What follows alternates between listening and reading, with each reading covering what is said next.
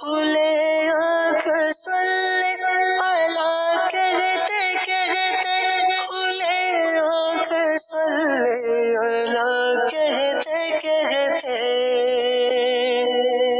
الحمدللہ رب العالمین والصلاة والسلام علی خاتم النبیین اما بعد فاعوذ باللہ من الشیطان الرجیم بسم اللہ الرحمن الرحیم الصلاة والسلام علیکہ یا رسول اللہ وعلی آلک واصحابک یا حبیب اللہ الصلاة والسلام علیکہ یا نبی اللہ وعلی آلک واصحابک یا نور اللہ۔ مدنی چینل کے ناظرین، آپ دیکھ رہے ہیں سلسلہ کھلے آنکھ صلی علی کہتے کہتے۔ عقائد عالم صلی اللہ تعالیٰ علیہ وآلہ وسلم کی مبارک ذات پر درود پاک پڑھنا یہ یقیناً ان کاموں میں سے ایک کام ہے جو اللہ تبارک و تعالیٰ کی رحمت حاصل کرنے والے ہوا کرتے ہیں۔ حضور جان عالم صلی اللہ تعالیٰ علیہ وآلہ وسلم نے ارشاد فرمایا، جو مجھ پر ایک مرتبہ درود پاک پڑھتا ہے اللہ تبارک و تعالیٰ اس پر 10 رحمتیں نازل فرماتا ہے۔ محبت کے ساتھ اللہ تبارک و تعالیٰ کی رحمتیں حاصل کرنے کے لیے درود پاک پڑھ لیتے ہیں۔ صلو علی الحبیب صلی اللہ تعالیٰ علی محمد صلی اللہ تعالیٰ علیہ وآلہ وسلم۔ آئیے سنتے ہیں تلاوت قرآن۔ اعوذ باللہ من الشیطان الرجیم، میں اللہ تعالیٰ کی پناہ میں آتا ہوں شیطان مردود سے۔ بسم اللہ الرحمن الرحیم، اللہ کے نام سے شروع جو نہایت مہربان رحم والا۔ فاختلف الأحزاب من بينهم فويل للذين كفروا من مشهد يوم عظيم۔ پھر جماعتیں آپس میں مختلف ہو گئیں تو خرابی ہے کافروں کے لیے ایک بڑے دن کی حاضری سے۔ اسمع بهم وابصر يوم يأتوننا لكن الظالمون اليوم في ضلال مبين۔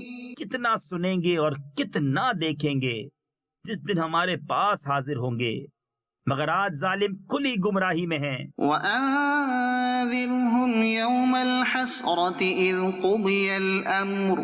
اور انہیں ڈر سناؤ پچھتاوے کے دن کا جب کام ہو چکے گا۔ وَهُمْ فِي غَفْلَةٍ وَهُمْ لَا يُؤْمِنُونَ۔ اور وہ غفلت میں ہیں اور وہ نہیں مانتے۔ إِنَّا نَحْنُ نَرِثُ الْأَرْضَ وَمَنْ عَلَيْهَا وَإِلَيْنَا يُرْجَعُونَ۔ بے شک زمین اور جو کچھ اس پر ہے سب کے وارث ہم ہوں گے اور وہ ہماری ہی طرف پھریں گے۔ وَاذْكُرْ فِي الْكِتَابِ إِبْرَاهِيمَ۔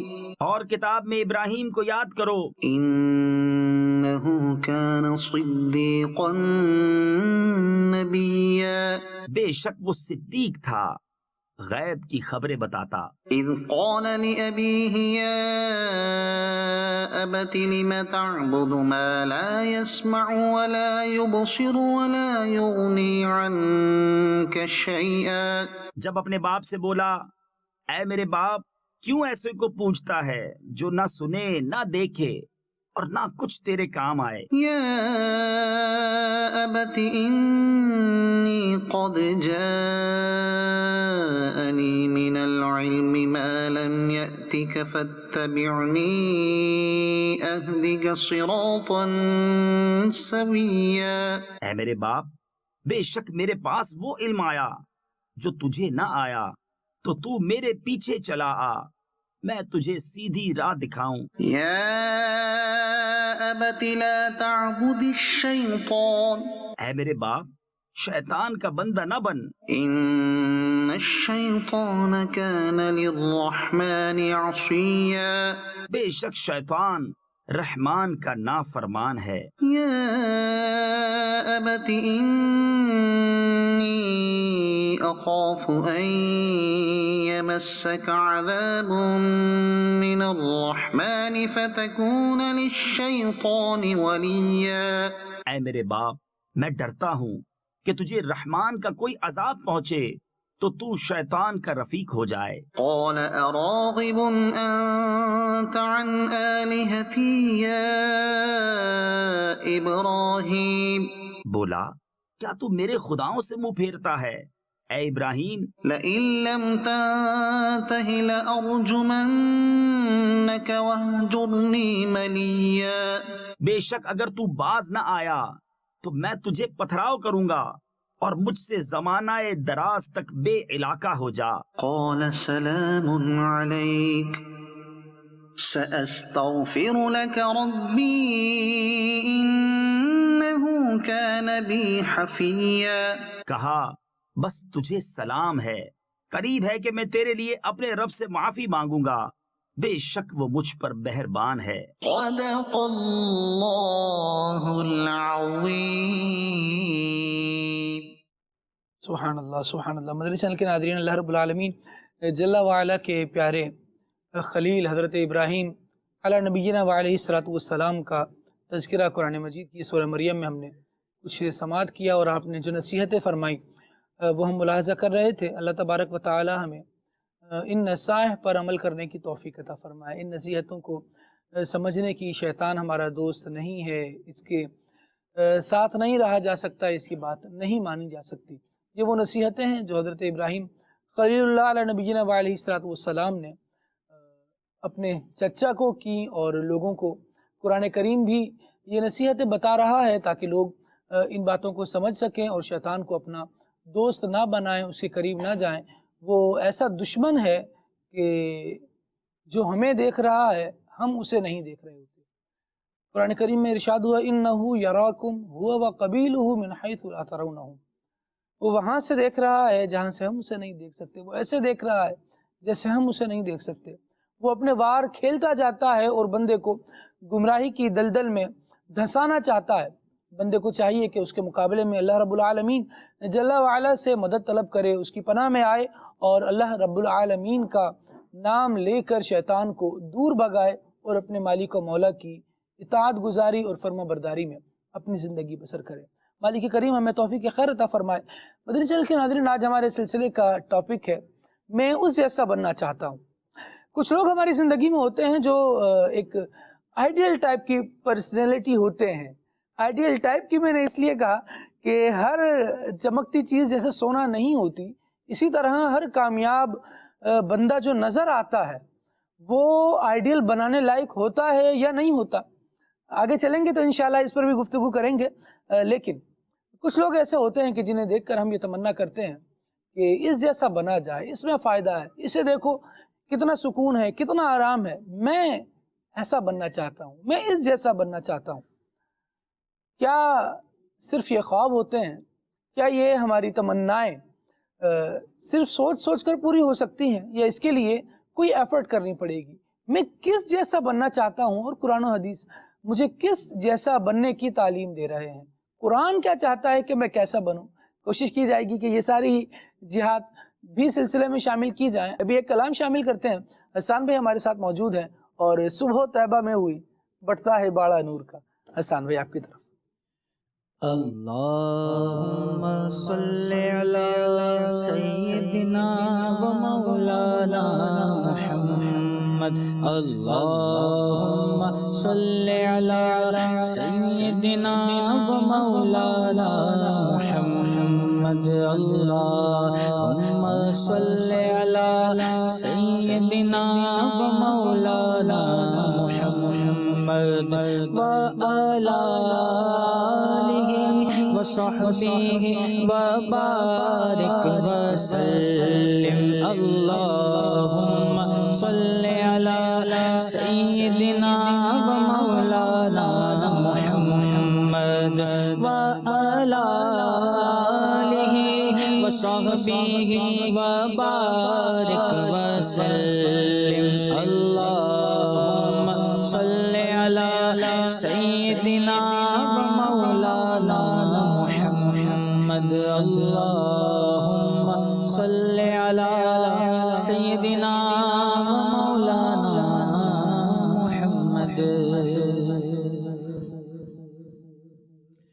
صبح طیبہ میں ہوئی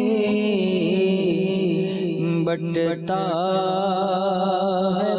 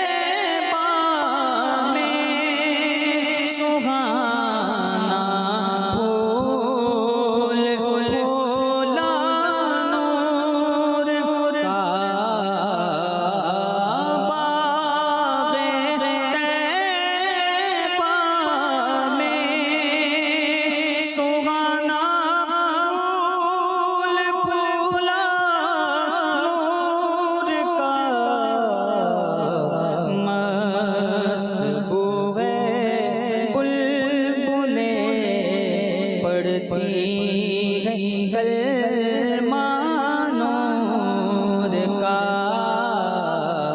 مسبوح ہے بلبلیں پڑھتی ہے کلمہ نور کا صبح طیبہ میں ہوئی بٹتا ہے باران نور کا تیرے ہی ماتھے رہا اے جان سے گرا نور کا تیرے ہی ماتھے رہا اے جان سے گرا نور کا بخت جاگا نور کا چمکا ستارہ نور کا بخت جاگا نور کا چمکا ستارہ نور کا اور میں گدا تو بادشاہ بھر دے پیالہ نور کا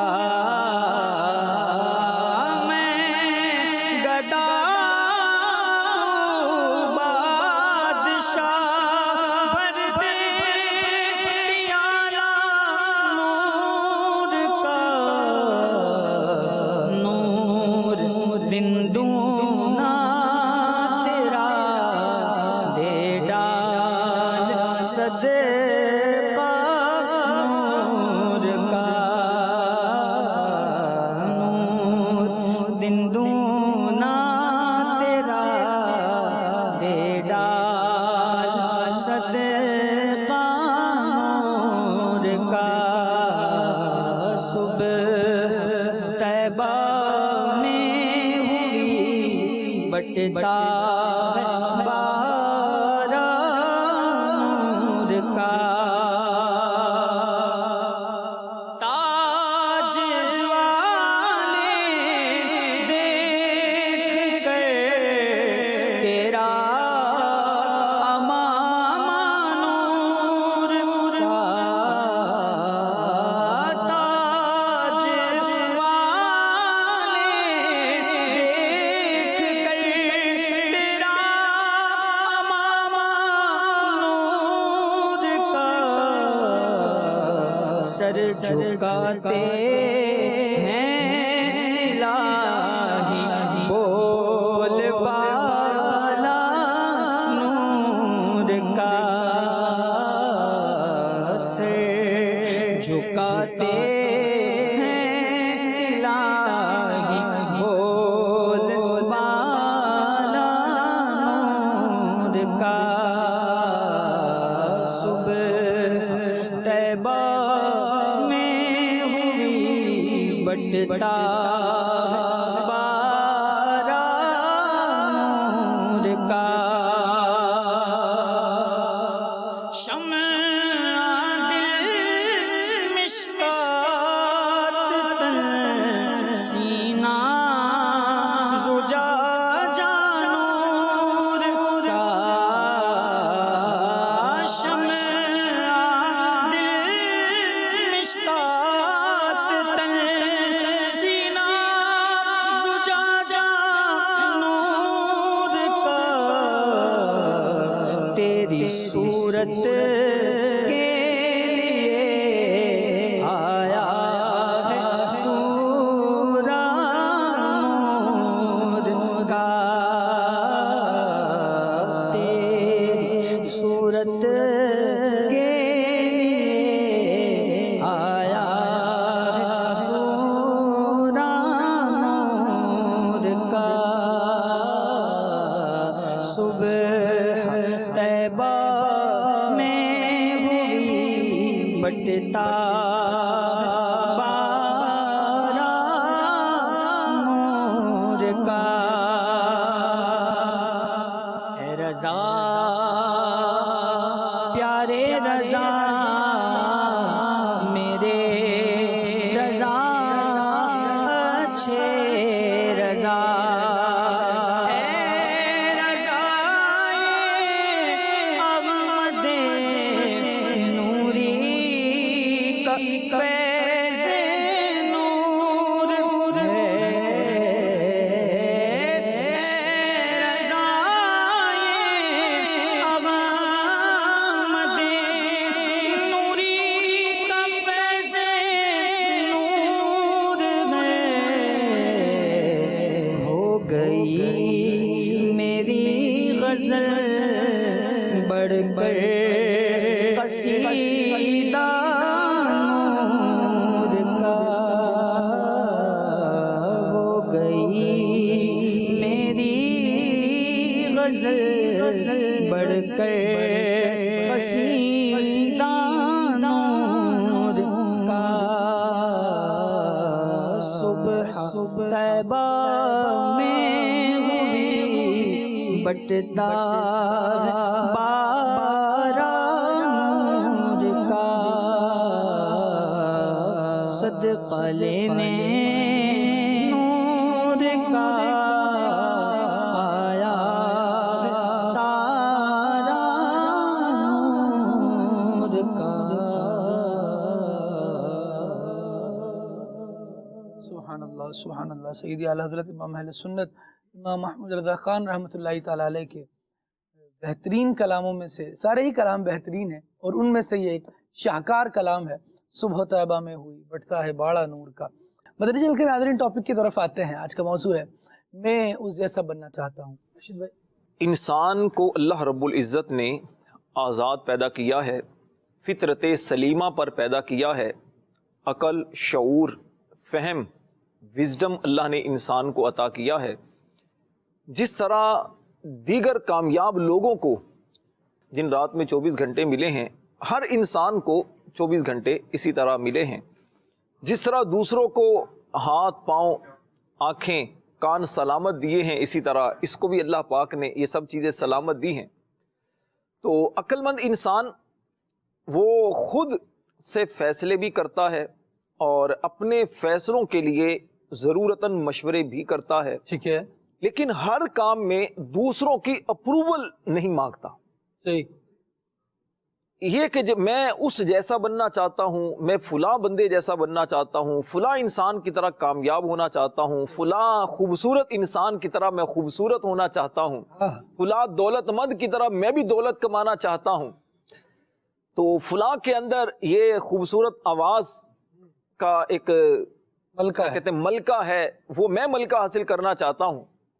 اس میں کوئی حرج نہیں ہے اگر آپ کی نیت محمود ہے اور آپ بھی اس جیسی محنت کر سکتے ہیں، لیکن آپ کے اختیار میں اتنا ہی ہے کہ آپ محنت کر سکیں، کوشش کر سکیں، اور آپ کے پاس مواقع بھی ایسے ہیں، لیکن یہاں پر آ کر یوں سمجھیے کہ کسی کا اختیار نہیں کہ آپ کے نصیب میں کیا ہے، مقدر میں کیا ہے، قسمت میں کیا لکھا ہے، اس کو آپ کچھ نہیں کر سکتے۔ یہ اللہ رب العزت کی دین ہے۔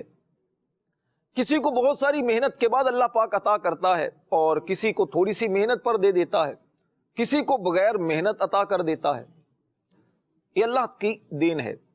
لیکن یہ جو سوچ ہے کہ میں فلاں بندے جیسا بننا چاہتا ہوں، اس جیسا بننا چاہتا ہوں، تو اس میں آپ غور کر لیں، تھوڑی سی ایک اپنے آپ اسکیننگ کریں کہ آپ جس کی طرح بننا چاہتے ہیں وہ کیا ہے، وہ کون ہے، کیسا ہے، اس کا کردار کیسا ہے۔ اگر تو وہ نیک بندہ ہے، اچھا آدمی ہے، نمازی ہے، قرآن پڑھنے والا ہے، خوف خدا رکھنے والا ہے، پھر تو یہ بہت اچھا ہے، واقعی بننا چاہیے اس جیسا۔ صحابہ کرام علیہم رضوان کی مبارک زندگی میں اگر ہم دیکھیں تو یہ بھی اس طرح موازنہ کیا کرتے تھے اور یہ بھی کوشش کیا کرتے تھے میں فلاں جیسا بنوں، میں فلاں سے نیکیوں میں بڑھ جاؤں۔ اللہ رب العزت نے قرآن مجید میں فرمایا فاستبقوا الخیرات، کہ یہ نیکیوں میں سبقت کرنے والے جو نبی پاک علیہ السلام کے صحابہ تھے، نیکیوں میں سبقت کیا کرتے. اب دیکھیے حضرت عمر فاروق رضی اللہ تعالیٰ عنہ کی کوشش یہی ہوا کرتی کہ میں کسی طرح حضرت ابو بکر صدیق رضی اللہ تعالیٰ عنہ سے نیکیوں میں بڑھ جاؤں، میں ان سے ان کاموں کے اندر زیادہ آگے ہو جاؤں.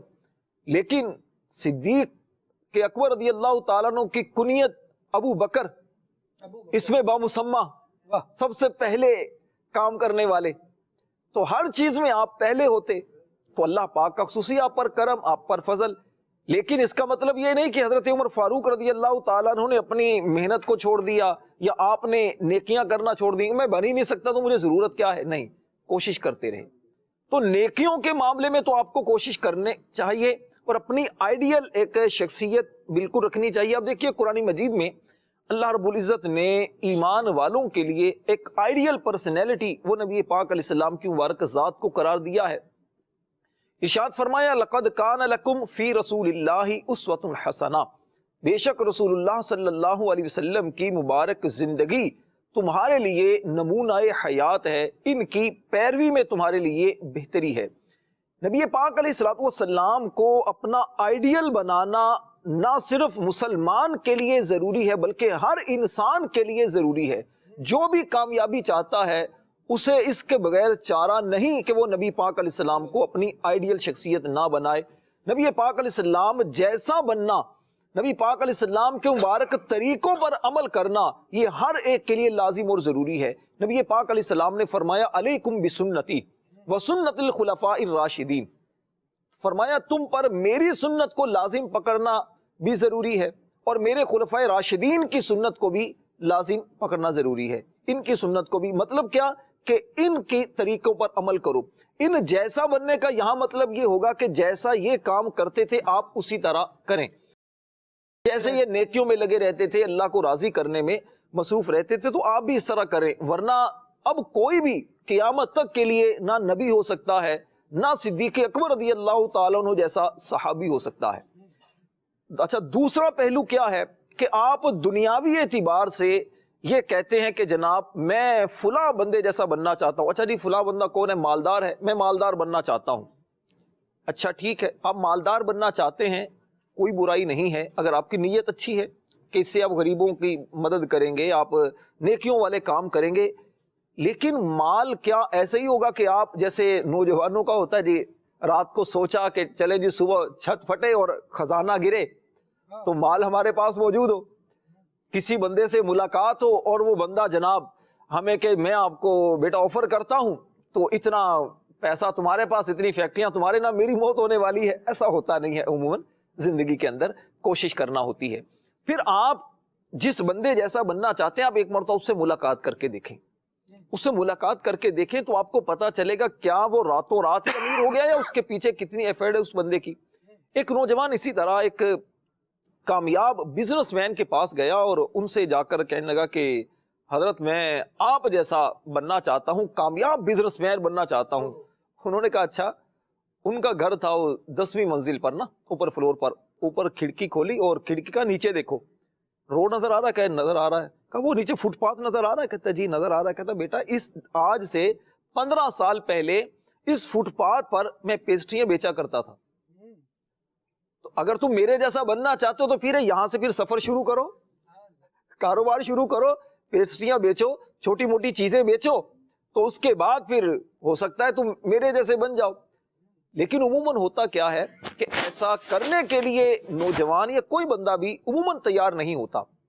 تو آپ کسی بھی کامیاب بندے کو دیکھتے ہیں کہ وہ بندہ کامیاب ہے، اس کی شہرت ہے اور وہ بندہ بڑی اچھی جگہ پر ہے، بڑے اچھے منصب پر ہے، تو اس کے پیچھے اس کی محنت ہوتی ہے.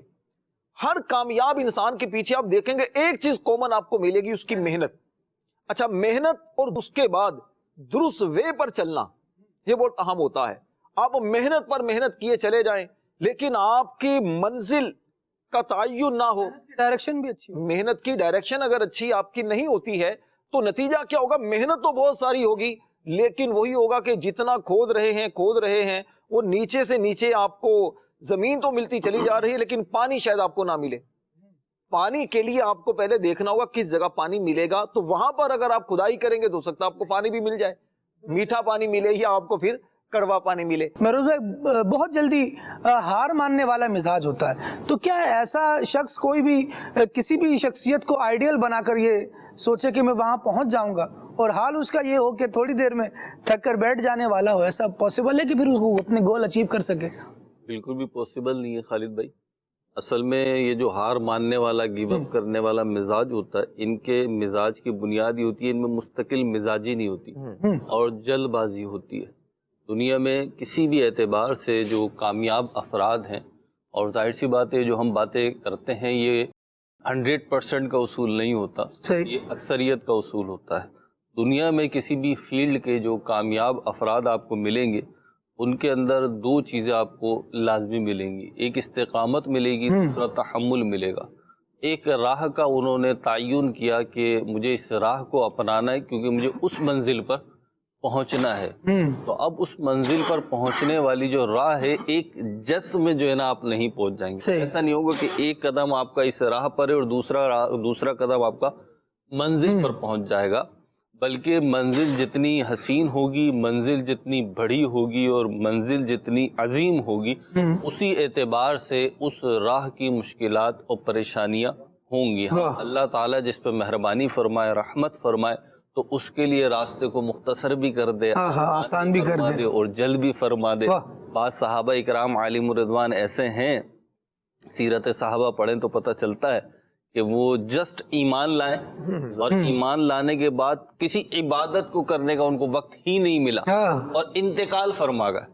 وہ اس امت کے کسی بھی غیر صحابی کی 100 سالہ زندگی ہو نا، سجدوں سے بھرپور، اطاعت بے ریا سے بھرپور، اس سے بھی افضل و اعلیٰ ہے. تو رب تبارک و تعالی جس کے لیے چاہے منزل و مقام کو آسان فرمائے، لیکن ایک روٹین، ایک حکمت، ایک اس کی مشیت یہ ہے کہ جتنی بڑی، جتنی عظیم منزل ہوگی، آپ کی راہ کی دشواریاں بھی اتنی ہی زیادہ ہوں گی.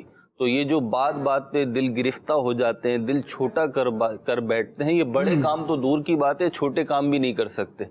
تو آپ دیکھیں نا، اگر کھانا پکانے کا بھی مزاج دیکھیں تو گوشت جو ہے نا، آلو جتنی جلدی نہیں گلتے.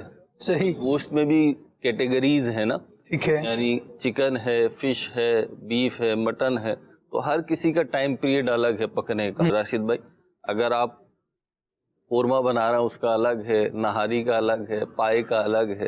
تو یہ کیا ہے؟ یہ میں مثالیں وہ دے رہا ہوں جو آپ کے گھر کی مثالیں ہیں. تو جو ایسے مزاج کے افراد ہیں انہیں اپنا مزاج بہرحال چینج کرنا ہوگا، کیونکہ اگر آج چینج نہیں کریں گے تو کل یا تو آپ کو مزاج تاخیر سے ہی صحیح چینج کرنا پڑے گا، خوشی سے نہ صحیح تکلیف و پریشانی سے چینج کرنا پڑے گا، یا پھر آپ ہار مان جائیں گے اور زندگی سے ہی ہار جائیں گے.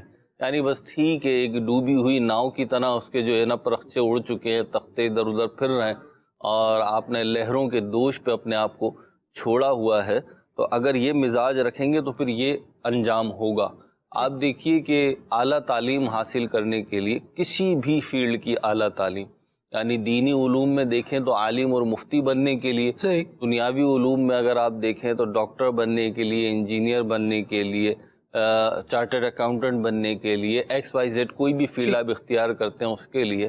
آپ بچوں سے پوچھیں، کبھی کبھی ہوتا ہے ہم اپنے بچوں سے بھی پوچھ رہے ہوتے ہیں، کسی اور کا بچہ مل جاتا ہے تو کیا بات کریں، تو 2-4 سوال کے بعد ایک سوال یہ بھی ہوتا ہے، بیٹا کیا بننا چاہتے ہو؟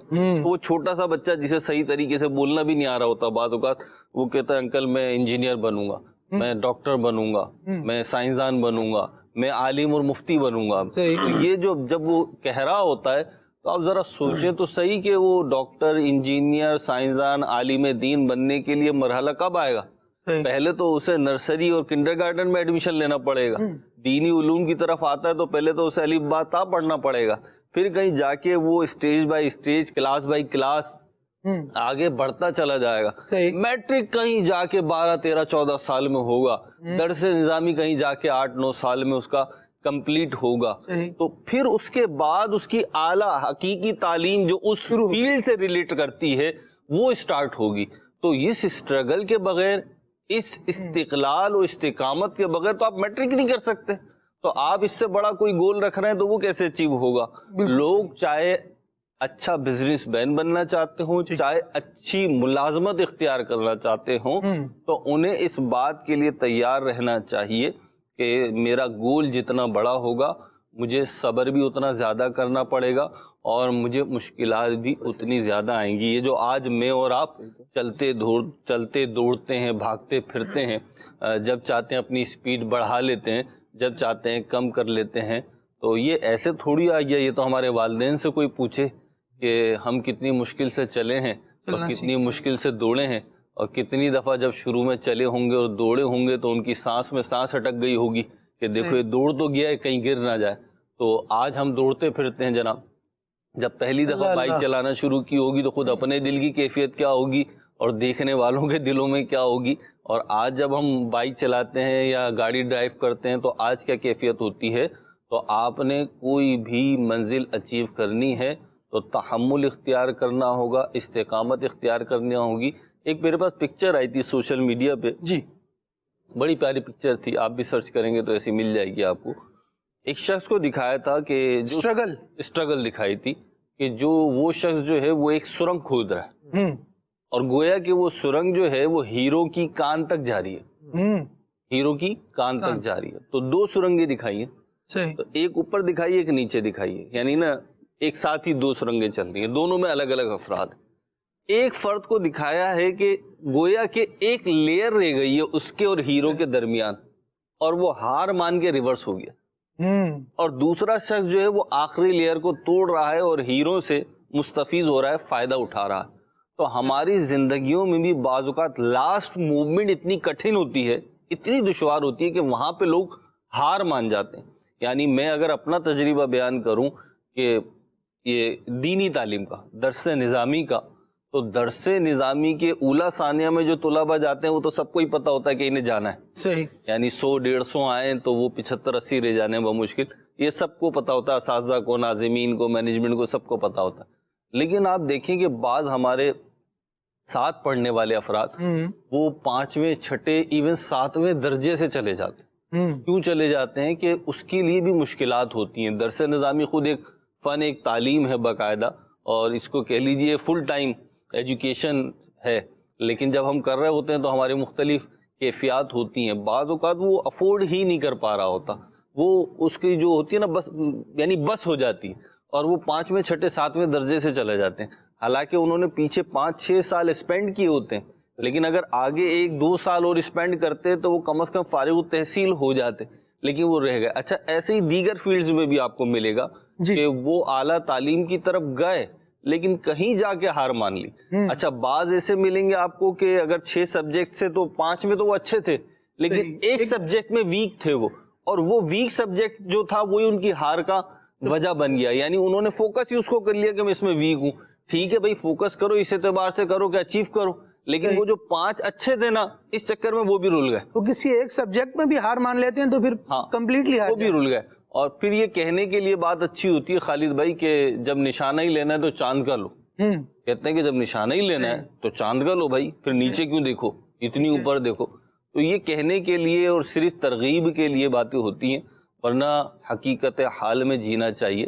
اور جو گول آپ اچیو کر سکتے ہوں اسی کو اپنا گول بنانا چاہیے. حقیقت کی دنیا میں رہنے کے بہت سارے فائدے ہیں. ورنہ کسی نے ایک جملہ کہا کہ بندہ نیا موٹیویشنل اسپیکر کو سن کر آتا ہے تو اس کے میں جذبات ایسے ہوتے ہیں کہ وہ مونچھوں سے ٹرک کھینچ لے، لیکن بعد میں بیچارہ پریشان ہو جاتا ہے یہ کیسے ہوگا، اور یہ ہر ایک کے بس کی بات نہیں ہوتی. تو بعض باتیں ہوتی ہیں انسان کو موٹیویٹ کرنے کے لیے. موٹیویشنل اسپیکر موٹیویٹ ہی کرے گا، لیکن کتنی موٹیویشن لینی ہے اور حقیقت سے آنکھ نہیں چرانی، اس کو بھی ذرا سامنے رکھنا چاہیے. گراؤنڈ ریئلٹیز کیا ہے، آپ کس زمین پر کون سی فصل کاشت کر سکتے ہیں، اس کو بھی دیکھنا پڑے گا. ایز میں بہت سے لوگوں کا ذہن یوں بھی ہوتا ہے کہ ان کے آئیڈیل ہی روز بدل رہے ہوتے ہیں. آج یہ دیکھا تو میرا یہ گول ہے، کل کچھ اور دیکھا اور اس میں فائدہ زیادہ دیکھا، تو وہ گول ایسے بدل رہے ہوتے ہیں جیسے لباس بدل رہے ہیں، نتیجتاً ایسے ہی کچھ بھی حاصل نہیں ہوتا. کیا کہیے گا؟ بہت پیاری بات آپ نے کی، اور میرے ذہن میں یہی بات چل رہی تھی جو آپ نے سوال کی صورت میں پیش کر دی کہ بعض لوگوں کے گول ہی جو ہے نا وہ روز بدل رہے ہوتے ہیں نا. اس کو دیکھا تو ایسا بن جاؤں، کل اس کو دیکھا تو ایسا بن جاؤں، اس کو دیکھا تو پھر ایسا شخص کچھ بھی جو ہے نا نہیں بن پاتا. تو پہلی بات تو یہ کوئی ایک فیصلہ کر لیں. بڑے بڑے علماء، بڑے بڑے محدثین، نے بھی ایک کام کیا ہے. قاسم صاحب کا جملہ یہاں کوٹ کروں, شیخ الحدیث مفتی قاسم صاحب ارشاد فرماتے ہیں ہر فن مولا کسی فن مولا نہیں. ہاں ایسے ہی ہے بالکل. تو آپ دیکھیں کہ آپ انہیں اگر کامیاب لوگوں کی آپ اگر ہسٹری پڑھتے ہیں تو مطلب انہوں نے اپنی لائف کے اندر ایک کام چوز کیا اور اسی کے اندر پھر انہوں نے کامیاب کیا. بہت کم ایسی ہستیاں آپ کو ملیں گی کہ جنہوں نے ایک سے زائد کام کیا ہے. ایسی ہستیاں لیکن ایسی مثالیں کم ہیں. لیکن بہت بڑے بڑے نام ایسے ہیں کہ ہم ان کو دیکھتے ہیں کہ انہوں نے اپنی زندگی میں اپنے گول کو اچیو کیا ہے ایک کام کے اندر. تو پہلے تو اپنا ذہن خالد بھائی ہم یہ بنا لیں کہ سب کام میں نہیں کر سکتا. ہاں جی, یہ اگر ہمارا کرنے والی بات جی یہ اگر ہم اس کو اپنے ذہن کو ریئلائز کرنے میں کامیاب ہو اور یہ بھی نہ کریں کہ میں کوئی کام نہیں کوئی کام بھی نہیں کر سکتا. بالکل ایسے ہی. اور یہ بھی نہ رکھیں اور یہ بھی نہ کریں کہ ہر کام نہیں کر سکتا, بلکہ اپنا ایک دائرہ کار سیٹ کریں کہ کیا میں کر سکتا ہوں, اور ایک اپنی ڈائمینشن کو آپ سیٹ کر لیں کہ یہ کام میں کر سکتا ہوں, یا ایک کام کوئی بھی چوز کر لیں. پھر اس کے اندر آپ جو اس کے تقاضے ہیں اس کے مطابق جو ہے نا جو ضروریات ہیں جو لوازمات ہیں پھر ان کے اندر آپ وہ ساری باتیں آ جاتی ہیں کہ آپ اسٹرگل کریں, آپ کوشش کریں, آپ محنت کریں, جہد مسلسل کریں, آپ اس فیلڈ کے جو ماہرین ہیں ان کو پڑھیں, ان کے تجربات سے آپ سیکھیں, تو پھر آپ کامیاب اس میں جو ہے نا بننے میں آپ جس کو کہیے کہ ان جیسا بننے کے آپ جو ہے نا اس خواہش کو اس تمنا کو پورا کر سکتے ہیں. لیکن اگر آپ وہی والی بات کہ روز اپنا آئیڈیل بدل رہے ہیں, روز اپنی شخصیات بدل رہے ہیں, روز اپنے کام بدل رہے ہیں, تو نتیجتاً پھر کسی طرح بھی کامیاب یا ان جیسے بننے کا تصور کم از کم اپنے ذہن سے آپ نکال دیجئے. تو صحیح معنی میں اصول جو ہے وہ کامیابی کے ان میں سے ایک یہ بھی ہے کہ انسان اپنی ڈائمینشن کو واضح کر لے, ایک کام کوئی چوز کر لے جس کو وہ کرنا چاہتا ہے, جس میں اس کی جستجو ہے, جس میں اس کی طلب ہے, جس میں اس کی خواہش ہے, جو وہ چاہتا ہے کہ میں یہ کام کر سکتا ہوں. اس کے ایک انسان کو اپنے اندر بھی ایک محسوس ہوتا ہے یار یہ کام میرے بس میں, یہ میں کر سکتا ہوں, میں یہ بن سکتا ہوں. تو اس کے لیے پھر انسان جو ہے وہ محنت کرنا شروع کر دے تو انشاءاللہ تبارک و تعالیٰ کامیابی یا اس جیسا جو بننے میں وہ کامیاب ہو سکتا ہے. ادروائز پھر وہ روز کے معاملات جو ہے نا اس کو وہی ناکامی کا رونا روتے رہیں گے اور پھر وہ نتیجتاً اس جیسا بن بھی نہیں سکے گا, بلکہ کچھ بھی نہیں بن سکے گا ایسا شخص. تو ایسے شخص کو جو چاہیے کہ وہ صحیح معنی کے اندر اپنی ڈائمینشن کو درست کرے اور چوز کرے کہ وہ کیا بننا چاہتا ہے. کچھ لوگ نا ہمیں نظر آتے ہیں, اس میں میں کچھ ایڈ کرنا چاہوں گا تھوڑا سا ڈس ایگری کرتے ہوئے آپ دونوں حضرات سے. بالکل دیکھیں ایک ایج پیریڈ ہوتا ہے, صحیح ایج لیمٹ ہوتی ہے, زبردست. ایک ایج گروپ وہ ہوتا ہے جب آپ کی گولز آپ کی اچیومنٹ جو ہے نا وہ واضح نہیں ہوتی, صحیح, وہ شیک ہو رہی ہوتی ہے, آپ کی ڈائمینشن ہی شیک ہو رہی ہوتی ہے. تو اس کو لرننگ پیریڈ کا ٹائم دے کر نا اس کو تھوڑی سی رعایت دینی چاہیے کہ وہ دیکھ رہا ہے کہ میرا گول یا میری جو ذہنی سطح ہے وہ کہاں جا رہی ہے, وہ بعض کا شیک ہو رہا ہوتا ہے. مجھے خود اپنا یاد ہے جب میں دینی ماحول سے وابستہ ہو رہا تھا تو دل میں ہوتا تھا کہ دینی کام کرنا ہے, بہت زیادہ کرنا ہے. میں 8 کلاس کا اسٹوڈنٹ تھا, تو جو اسلامی بھائی جنہوں نے کوشش کری ذمہ دار نے, اللہ تعالیٰ ان کو ان پر رحمت فرمائے, طاہر اتاری ہمارے, تو انہوں نے بڑی بیچاروں نے ایفرٹس کری اور کسی نہ کسی طریقے سے دینی ماحول سے وابستہ کرنے میں کردار ادا کیا. تو ہوتا ہے نا جو آپ کو ماحول کے قریب لا رہا ہوتا ہے, آپ کی اس سے ذرا اچھی انڈرسٹینڈنگ ہو جاتی ہے, آپ اس پہ غصہ بھی نکال لیتے ہیں, اپنے دل کی باتیں بھی کر لیتے ہیں, وہ سن بھی لیتا ہے, سب برداشت بھی کر لیتا ہے. تو ان سے ملاقات ہوتی تھی. اب وہ روز یہی ہو نا, ایک دن میں نے کہا کہ میں ٹیچر بنوں گا, ہائر سیکنڈری میں یا کالج میں پڑھاؤں گا. وہ کہہ رہے ہیں کیوں؟ تو میں نے بتایا, میں نے بولا اسٹوڈنٹس ہوتے ہیں, ان کو اچھا ٹیچر مل جائے گا, دینی تعلیم دینے والا دنیاوی سبجیکٹس کے ساتھ تو بڑا اچھا ہو جائے گا. تو انہوں نے کہا ہاں ٹھیک ہے. اچھا وہ مطلب وہ ان کی بات کو میں بھی تھوڑا پیچھے رکھتا ہوں, اپنی وہ رائے بتا رہا ہوں میں آپ کو. اچھا پھر ایک دفعہ ایسا ہوا کہ کوئی حادثہ ہوا, تو میں نے بولا میں جرنلسٹ بنوں گا. ابھی جرنلسٹ کیوں بنوں گا؟ میں نے بولا دیکھیں یہ اخبار, یہ میڈیا, ابھی پرانی بات ہے تو اس وقت یہ الیکٹرانک میڈیا اتنا فاسٹ نہیں تھا, تو اپنا پرنٹ میڈیا تھا, تو اخبار اور یوں اور یہ ایک سروے بھی کر لیا کہ اخبار کیسے نکلے گا, کتنا خرچہ آئے گا, یہ سب کر لیا. یہ میٹرک کی بات بتا رہا ہوں. اچھا پھر یہ ہوا کہ جی یہ بننا ہے, بزنس مین بننا ہے, پھر یہ ہوا کہ جی یہ بننا ہے, پھر یہ ہوا کہ جی یہ بننا ہے. وہ شیکنگ پیریڈ تھا. وہ شیکنگ پیریڈ یوں تھا کہ جہاں جہاں اپنا مقصد اچیو ہوتا ہوا نظر آ رہا تھا اس فیلڈ میں جانے کا ہمارا ذہن بن رہا تھا, اور اس سے پیچھے جائیں تو جناب فورسز میں جانا تھا, جہاز اڑانے تھے یا آپ دوست کے اندر جانا تھا. تو وہ ایک پیریڈ ہوتا ہے شیکنگ پیریڈ. لیکن پھر کہیں نہ کہیں آ کر آپ کو شیکنگ پیریڈ سے نکلنا ہوتا ہے اور آپ نے ایک واضح لائن کا تصور لینا ہوتا ہے کہ جی ظاہر سی بات ہے میں سارے کام تو نہیں کر سکتا, اب یہ جو 4 کام ہے، ہو سکتا ہے چاروں کام میں ہی آپ کی صلاحیت بھی ہو اور آپ کی دلچسپی بھی ہو، لیکن وہ چاروں کاموں میں سے بھی آپ کو 1 یا میکسیمم 2 کام یا جتنے آپ افورڈ کر سکتے ہیں وہ لینے پڑیں گے۔ میں ایاز بھائی کی یہ بات بڑی اچھی ہے کہ جیسے اعلیٰ حضرت امام اہل سنت کا بیان کیا جاتا ہے کہ اتنے علوم و فنون میں اعلیٰ حضرت امام اہل سنت کو مہارت تھی، اور بالکل تھی، کثیر علوم میں مہارت تھی اعلیٰ حضرت کو، لیکن اگر 3 بنیادی چیزیں اعلیٰ حضرت کی لی جائیں نا، بنیادی چیزیں، تو وہ ہیں فقہ، اور دوسرا قرآن فہمی یا ترجمہ قرآن و تفسیر قرآن جو فتاوی رضویہ میں اور آپ کی تصانیف میں پھیلی ہوئی ہیں، اور تیسری ہے شاعری۔ کثیر علوم میں سے اگر اٹھا کے سمیٹے نا تو یہ 3 ڈائمنشن بنتی ہے جہاں پہ اعلیٰ حضرت نے اپنے علوم کو بیان کیا ہے، واضح کیا ہے، قوم کے سامنے رکھا ہے۔ وہ کثیر علوم بھی انہی تینوں چیزوں میں ظاہر ہوئے ہیں۔ اسی طریقے سے امام اعظم کو دیکھیے، جیسے امام اعظم کا نام ذہن میں آتا ہے تو آپ کے ذہن میں کیا آتا ہے؟ فقاہت آتی ہے، تفسیر نہیں آ رہی، حدیث نہیں آ رہی، حالانکہ ایسا نہیں انہیں علم تفسیر علم حدیث نہیں آتا تھا، لیکن ان کی جو ٹاپ ایکسپرٹی تھی وہ فقاہت تھی۔ امام غزالی کو اٹھا کے دیکھیں، ابھی آپ کے ذہن میں کیا آئے امام غزالی کو؟ فوراً تصوف آئے گا، اخلاقی تربیت آئے گی، اخلاقی دل کی کیفیات آئیں گی، اور احیاء العلوم آئے گی۔ امام راضی کو اٹھا کے دیکھیں تو امام راضی کی فوراً تفسیر کبیر آ جائے گی۔ تو یہ کیا ہے؟ یہ ان کی ٹاپ ایکسپرٹیز تھی، اور آج آپ دیکھیے صدیاں گزر جانے کے باوجود ان کی جو ٹاپ ایکسپرٹی ہے اس نے ان کو زندہ رکھا ہوا ہے۔ اچھا، ایسے ہی صحابہ اکرام علیہم رضوان کی شخصیات کو آپ دیکھیے، اگرچہ یہ گول سے ریلیٹ نہیں کرتی، لیکن آپ کی پرائرٹیز جو ہوتی ہیں، آپ کی جو ٹاپ ایکسپرٹیز ہوتی ہیں، امتیازات ہوتے ہیں، یعنی کچھ اوصاف وہ ہیں جو آپ کی پہچان بن جاتے ہیں۔ وہ آپ کی، آپ جب بھی وہ وصف لیا جائے گا نام تو آپ کے ذہن میں نام آئے گا۔ جیسے صداقت کہوں میں صحابہ کرام کے حوالے سے، صداقت، تو آپ کے ذہن میں کیا آئے گا؟ صدیق اکبر رضی اللہ تعالیٰ عنہ۔ عدل و انصاف کہوں میں تو فاروق اعظم ذہن میں آئیں گے۔ اگر میں حیا اور سخاوت کہوں تو عثمان غنی ذہن میں آئیں گے۔ اگر میں طاقت، قوت اور شجاعت کہوں تو حضرت مولا کائنات علی المرتضی کرم اللہ تعالی وجہ الکریم آئیں گے۔ تو کیا باقی صحابہ میں یہ صفات نہیں تھیں؟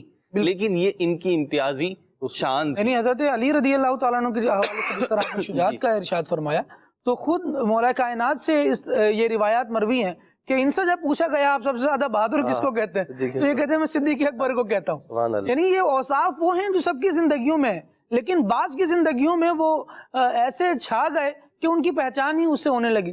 سید اعلیٰ حضرت فرماتے ہیں صدق و عدل و کرم و ہمت میں 4 سو شہرے ہیں ان چاروں کے۔ حالانکہ یہ 4 اوصاف ہیں، 4 افراد ہیں، اور وہی جس طرح آپ نے بیان فرمایا، یہ اللہ تبارک و تعالیٰ کی عطا ہے۔ ذالک فضل اللہ یؤتیہ من یشاء، جسے اللہ تبارک و تعالیٰ جس فن میں کمال عطا فرمائے۔ اور یہ مہروز بھائی نے اختلاف کیا، اور ماشاءاللہ بڑا زبردست کیا، آپ کے اس اختلاف سے اتفاق رہا۔ اللہ کریم برکت ایک نئی ڈائمنشن کو اور اچھی ڈائمنشن بالکل ہی ایسا ہوتا ہے، شیکنگ پیریڈ ہوتے ہیں اور بندہ نہیں سمجھ پا رہا ہوتا۔ وہ کہتے ہیں کہ ذہن اور دماغی طور پہ بندے کو پختہ ہونے کے لیے، مینٹلی میچیور ہونے کے لیے تھوڑا وقت درکار ہوتا ہے۔ جب تک اس وقت تک نہیں پہنچتا، یا جب تک ایسی آرا اس کے سامنے نہیں آتی، وہ خود شیک کر رہا ہوتا ہے، ادھر ادھر ہو رہا ہوتا ہے۔ چٹکلے والی بات، ایک جگہ کھانے پہ ترکیب تھی، کہیں پہ جدول تھا، تو ایک دفعہ میں بھگت چکا تھا۔ اس کے بعد ایاز بھائی تجربے نے رہنمائی یہ کی کہ اب کیا کرنا ہے۔ صحیح۔ تو میں اب اگر کہیں کھانا پڑ جائے اور 1 سے زائد ڈشیں ہوں تو میں بہت تھوڑا نکالتا ہوں، بہت تھوڑا، 1-2 لقمے کا نکالتا ہوں۔ 1-2 لقمے کا نکالنے کے بعد راشد بھائی وہ چیک کرتا ہوں۔ اچھا، اس کے بعد یہ نہیں ہوتا کہ وہی کھانے لگوں، کوئی اور چیز نکال لیتا ہوں نا، جتنی ڈشیز ہیں سب 1-2 لقمے کھا کے دیکھتا ہوں۔ پھر جو میرے مزاج سے زیادہ موافق ہوتی ہے وہ اپنی ترکیب سے کھاتا ہوں۔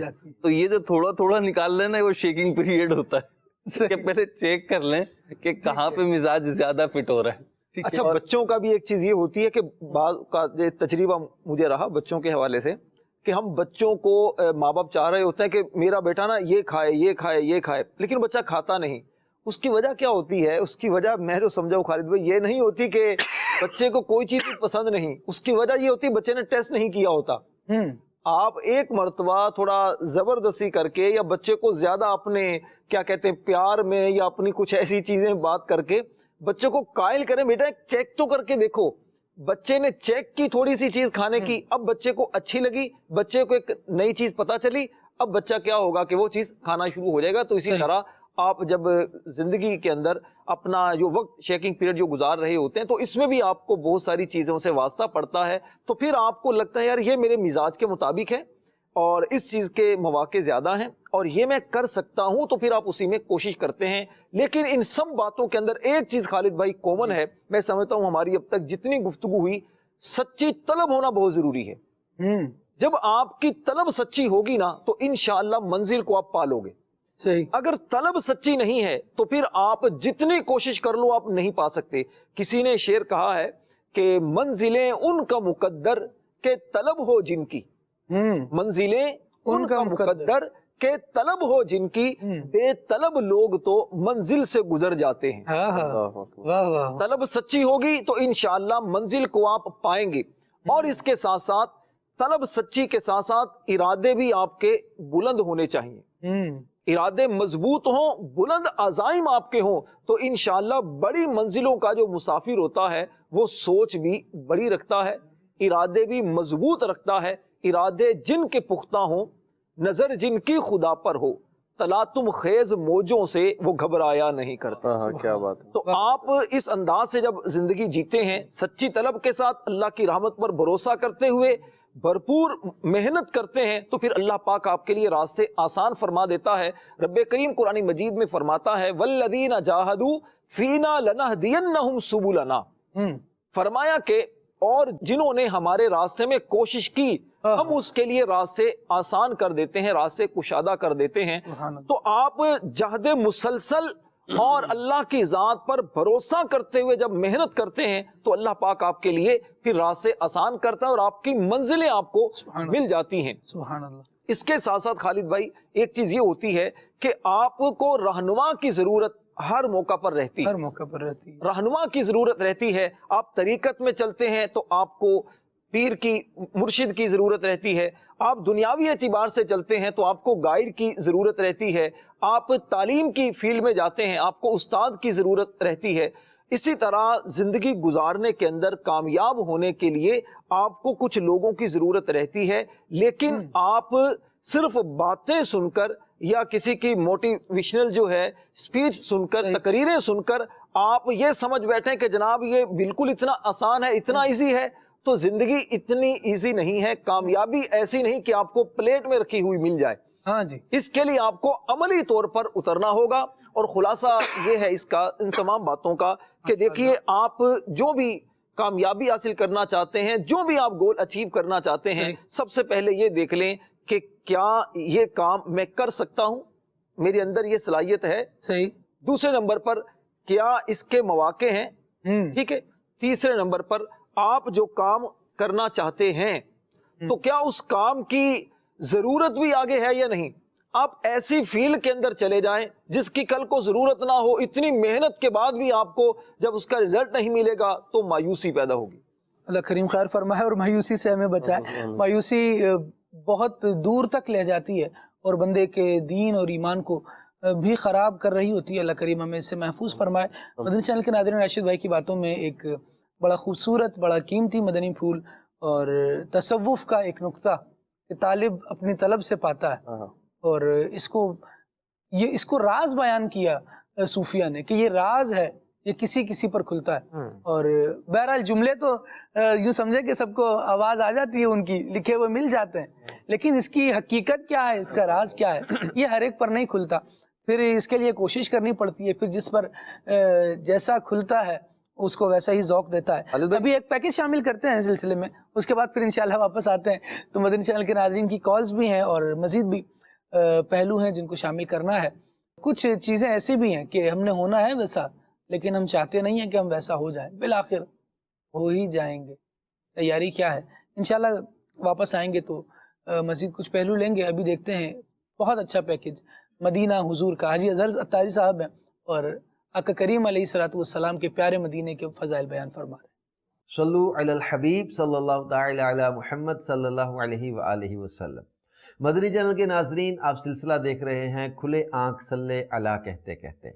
اس میں ہمارا سیگمنٹ ہے مدینۃ الرسول، مدینہ حضور کا۔ ہمارے کریم آقا اللہ کے آخری نبی صلی اللہ علیہ وآلہ وسلم کا پیارا شہر مدینۃ المنورہ، اس کی برکتوں کے کیا کہنے۔ ایک حدیث پاک میں ہے، حضرت سیدنا ابو ہریرہ رضی اللہ تعالی عنہ سے مروی ہے کہ لوگ جب موسم کا پہلا پھل دیکھتے اسے اللہ کے آخری نبی صلی اللہ علیہ وآلہ وسلم کی خدمت سراپا رحمت میں حاضر لاتے۔ سرکار مدینہ صلی اللہ علیہ وآلہ وسلم اسے لے کر اس طرح دعا کرتے، الہی تو ہمارے لیے ہمارے پھلوں میں برکت دے، اور ہمارے لیے ہمارے مدینے میں برکت کر، اور ہمارے سا و مد یعنی یہ پیمانے ہیں تو ہمارے سا و مد میں برکت کر یا اللہ۔ بے شک ابراہیم تیرے بندے اور تیرے خلیل اور تیرے نبی ہیں، اور بے شک میں تیرا بندہ تیرا نبی ہوں۔ انہوں نے مکے کے لیے تجھ سے دعا کی اور میں مدینے کے لیے تجھ سے دعا کرتا ہوں، اسی کی مثل جس کی دعا مکے کے لیے انہوں نے کی، اور اتنی ہی یعنی مدینے کی برکتیں مکے سے دگنی ہوں۔ پھر جو چھوٹا بچہ سامنے ہوتا اسے بلا کر وہ پھل عطا فرما دیتے۔ میرے پیارے اسلامی بھائی، مدینۃ المنورہ کی برکتیں کیوں نہ بڑھتی کہ اللہ کے آخری نبی، نبیوں کے نبی، امام الانبیاء صلی اللہ علیہ وآلہ وسلم نے اس کے لیے برکت کی دعا کی۔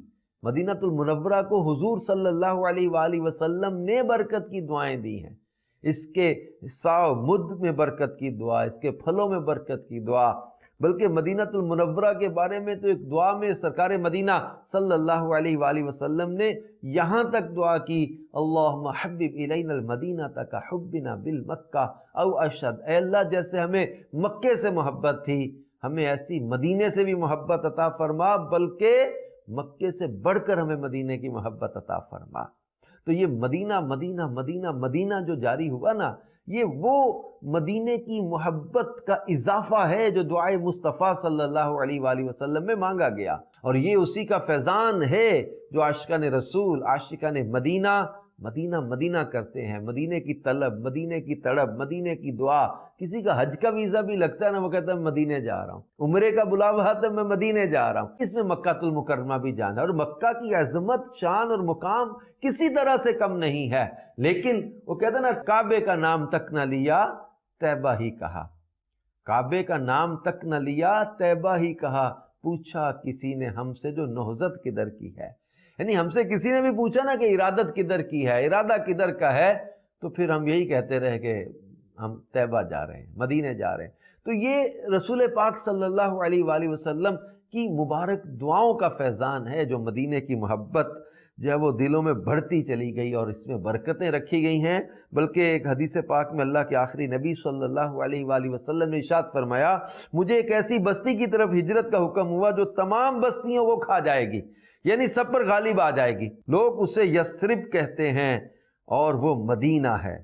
یہ بستی لوگوں کو اس طرح پاک و صاف کرے گی جیسے بھٹی لوہے کے میل کو، یعنی جس طرح بھٹی لوہے کے میل کو ختم کر دیتی ہے، بھٹی میں آگ جل رہی ہوتی ہے، آگ میں لوہا رکھیں تو اس کا زنگ ختم ہو جاتا ہے، اس کا میل ختم ہو جاتا ہے۔ یہ لوہا تھوڑی دیر آگ میں رہے تو اس کے اوپر جو میل، زنگ، آلودگی جو کچھ بھی وہ ختم ہو جاتا ہے۔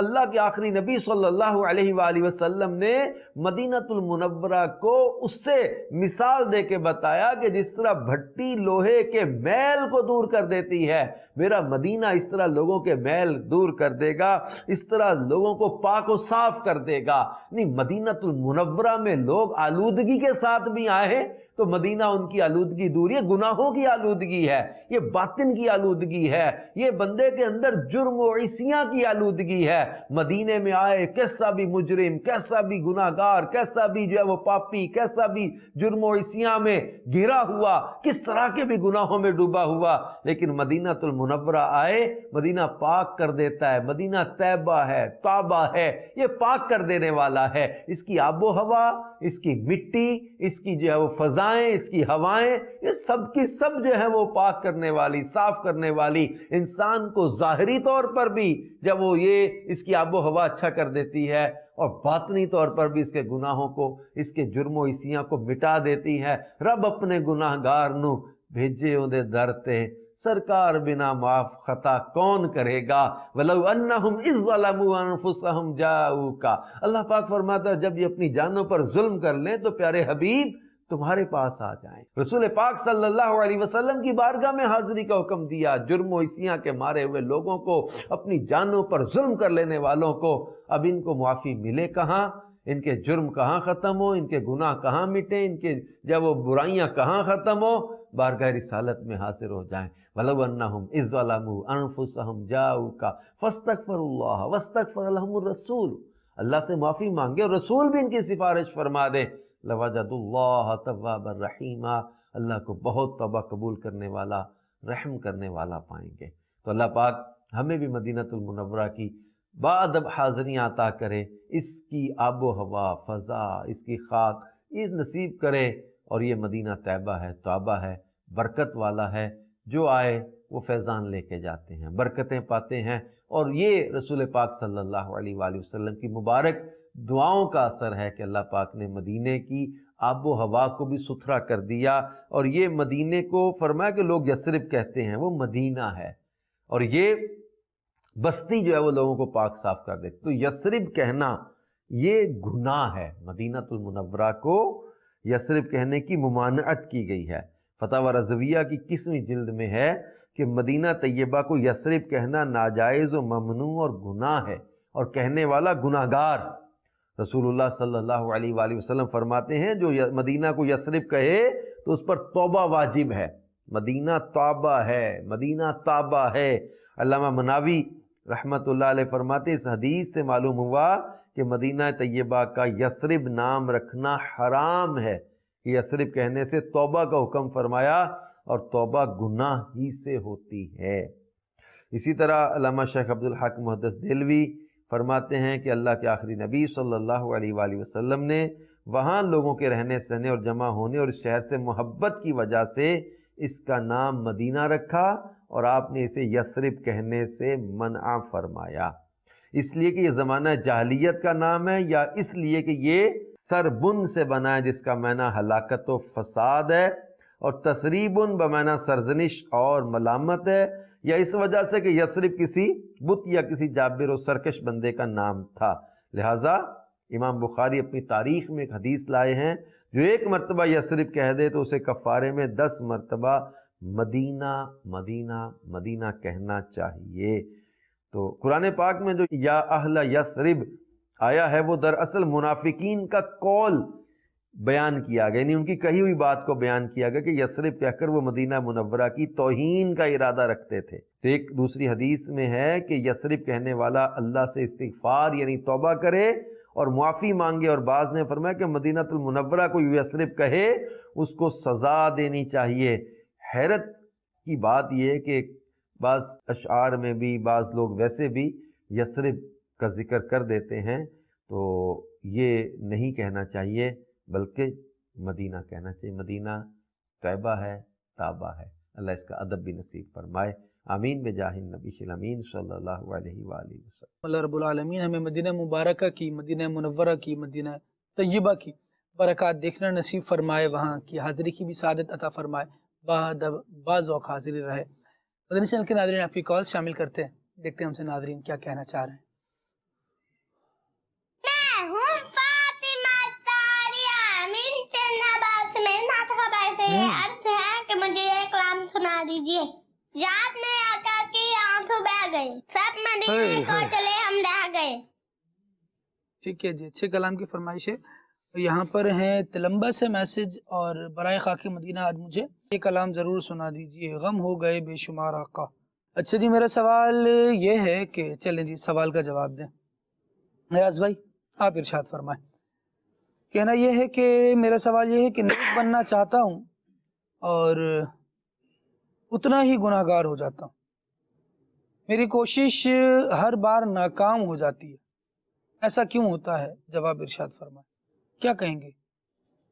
اب یہ جی دیکھا جائے گا کہ نیک بننا چاہتے ہیں تو نیک بننے کے جو ذرائع ہیں کن ذرائع کو اختیار کریں۔ دیکھیں نیک بننے کے لیے بنیادی طور پر قلب علم کا ہونا ضروری ہے۔ علم ہوگا تو جبھی انسان جو ہے وہ نیک بننے کے جو معاملات ہیں، جو طریقہ کار ہیں، ان کے مطابق نیک بن سکے. اب ایک شخص ہے انہوں گناہوں کی معلومات ہی نہیں رکھتا ہے، نالج ہی نہیں رکھتا ہے، تو نیکی کرنے جاتا ہے گناہ سرزد ہو جاتا ہے، الٹا گناہ جو ہے نا لے کر لوٹتا ہے. تو اس لیے جو ہے وہ بنیادی طور پر اس کے لیے علم دین کا ہونا یہ بہت ضروری ہے کہ نیک بننا چاہتا ہے تو پھر کون سے ایسے معاملات ہیں جن کو اختیار کر کے انسان نیکی تک جو ہے وہ پہنچ سکتا ہے. نیکی کے اندر بھی بہت سارے جو ہے وہ یوں سمجھ لیجیے کہ ایسے معاملات ہوتے ہیں جو گناہوں کی طرف لے جانے والے ہوتے ہیں، تو ان سے پہچان، ان سے بچنے کا ایک ذریعہ کیا ہوتا ہے؟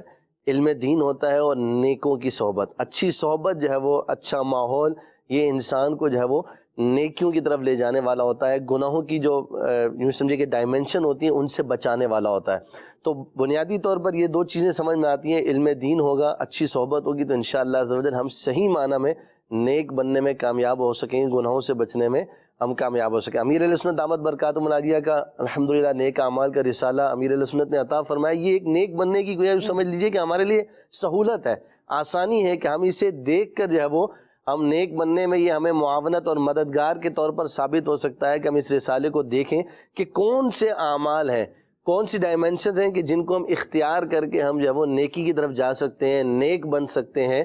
اس کا نام ہی نیک اعمال کا الحمدللہ رسالہ رکھا گیا ہے. تو یوں الحمدللہ عز و جل ہم اس کو بھی اختیار کر سکتے ہیں. یہ بھی ایک بہترین ذریعہ ہے جو ہمیں اس سے امیر علیہ سنت دامت برکاتہم العالیہ کے مدنی مذاکرے ہیں، ہفتہ وار اجتماع میں شرکت ہے، مدنی قافلوں میں سفر ہے، نیکوں کی صحبت ہے، اچھی ماحول سے وابستگی ہے. یہ الحمدللہ عز و جل ہمیں ان گناہوں سے بچانے میں معاون اور مددگار ثابت ہوتے ہیں کہ جو ہم نیکی کے نام پر جاتے ہیں اور گناہ سمیٹ کر آ جاتے ہیں. تو یہ میں سمجھتا ہوں کہ اگر اس کو اختیار کیا جائے تو انشاءاللہ عز و جل ہم بہتر انداز میں گناہ سے بچ سکتے ہیں اور نیک بننے میں کامیاب ہو سکتے ہیں. اللہ کریم ہمیں نیکی کا نور عطا فرمائے. ایک بات میرے ذہن میں یہ بھی آ رہی ہے کہ یہ بھی ایک احساس ہونا نا کہ میں نیکی کرنا چاہ رہا ہوں، مجھ سے نیکی ہو نہیں پا رہی، نیکی میں میرا دل نہیں لگ رہا. یہ اللہ تبارک و تعالیٰ کی بہت بڑی رحمت ہے کہ بندہ اس چیز کو محسوس کر رہا ہے کہ مجھے گناہوں سے گھٹن ہو رہی ہے، اس سے خوف ہو رہا ہے، یہ مجھے برے لگ رہے ہیں. اللہ کریم یہ بھی ذوق عطا فرمائے. اور پھر یہ تمنا ہونا یہ ایک اچھا سائن ہے، اچھی علامت ہے کہ بندہ یہ محسوس کر رہا ہے کہ یار میں نیک بننا چاہ رہا ہوں، بن نہیں پا رہا، اور اس کے لیے اسٹرگل کر رہا ہے، کوشش کر رہا ہے، یہاں وہاں پوچھ رہا ہے.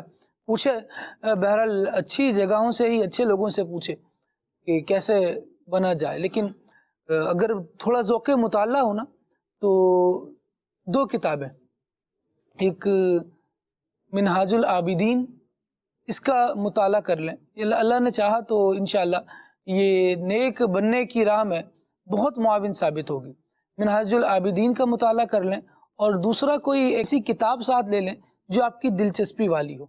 نبی اکرم علیہ الصلوۃ والسلام کی سیرت کی کتاب لے لیں تاکہ اس کو آپ تسلسل سے پڑھتے چلے جائیں. جتنی حضور کی سیرت پڑھنے سے حضور کی یوں سمجھیں کہ آپ قربت گویا محسوس کر رہے ہوں گے نا، ویسے ہی نیکیوں کی طرف بڑھنا بھی آپ کے کیفیات میں شامل ہوتا چلا جائے گا. دوسرا منہاج العابدین پڑھیں گے تو اندازہ ہوگا شیطان کیسے وار کرتا ہے اور اس کو کیسے ناکام بنانا ہے. بہرحال اور بھی اس پر گفتگو کی جا سکتی ہے. علماء صلحاء صوفیہ اس پر بڑی اچھی گفتگو فرماتے ہیں. امیر اہل سنت دامت برکاتہم العالیہ کا مدنی مذاکرہ، اس کو شامل کر لیں زندگی میں. امیر اہل سنت دامت برکاتہم العالیہ کی زیارت کی برکت بھی حاصل ہو اور آپ کی گفتگو سماعت فرمائیں تو انشاءاللہ دل میں مدنی انقلاب اللہ نے چاہا تو برپا ہوگا. اللہ کریم ہمیں نیکیاں کرنے کی بھی توفیق عطا فرمائے، اس کو سنبھالنے کا بھی ذوق عطا فرمائے. کالز لیتے ہیں. مدینہ منورہ زادہ اللہ شرف و تعظیمہ سے سلمان مدنی عرض کر رہا ہوں. پروگرام کھلے عام صلی اللہ کہتے کہتے میں دیکھنے کی شارت پا رہا تھا.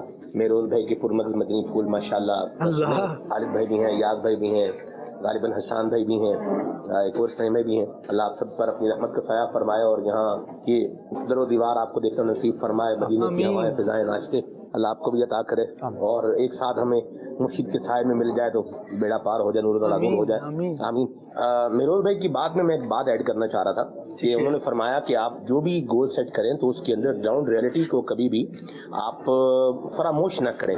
اپنی کیپیسٹی کو اور اپنی جو ہے وہ بندہ ابیلٹی اور صلاحیت کو بھی پیش نظر رکھتے ہوئے اپنا گول سیٹ کرے تو انشاءاللہ کامیابی کے چانس زیادہ رہتے ہیں.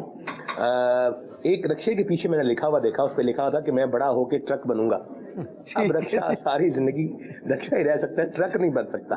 تو اس طرح کا گول نہیں ہونا چاہیے. ایک بات تو یہ ہے. دوسری بات میں یہاں ایک اور بھی ایڈ کرنا چاہوں گا کہ ہمارے بہت سارے ارادے ہوتے ہیں کہ یہ ہو جائے، ہماری گول سیٹنگ بھی اچھی ہوتی ہے، ہماری تدبیر بھی اچھی ہوتی ہے، لیکن ہمیں ایک بات یہ بھی فراموش نہیں کرنا چاہیے کہ ہوگا وہی جو اللہ چاہے گا۔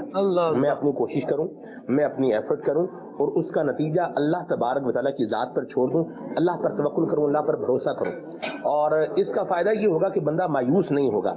اگر ایک فیلڈ میں کامیاب نہیں ہو سکا کوئی بات نہیں، دوسری فیلڈ جو ہے وہ اس میں کوشش جو ہے وہ کر لے، مایوس ہو کر کے اپنی زندگی کا روگ بنا کر کے اس کو نہ بیٹھے۔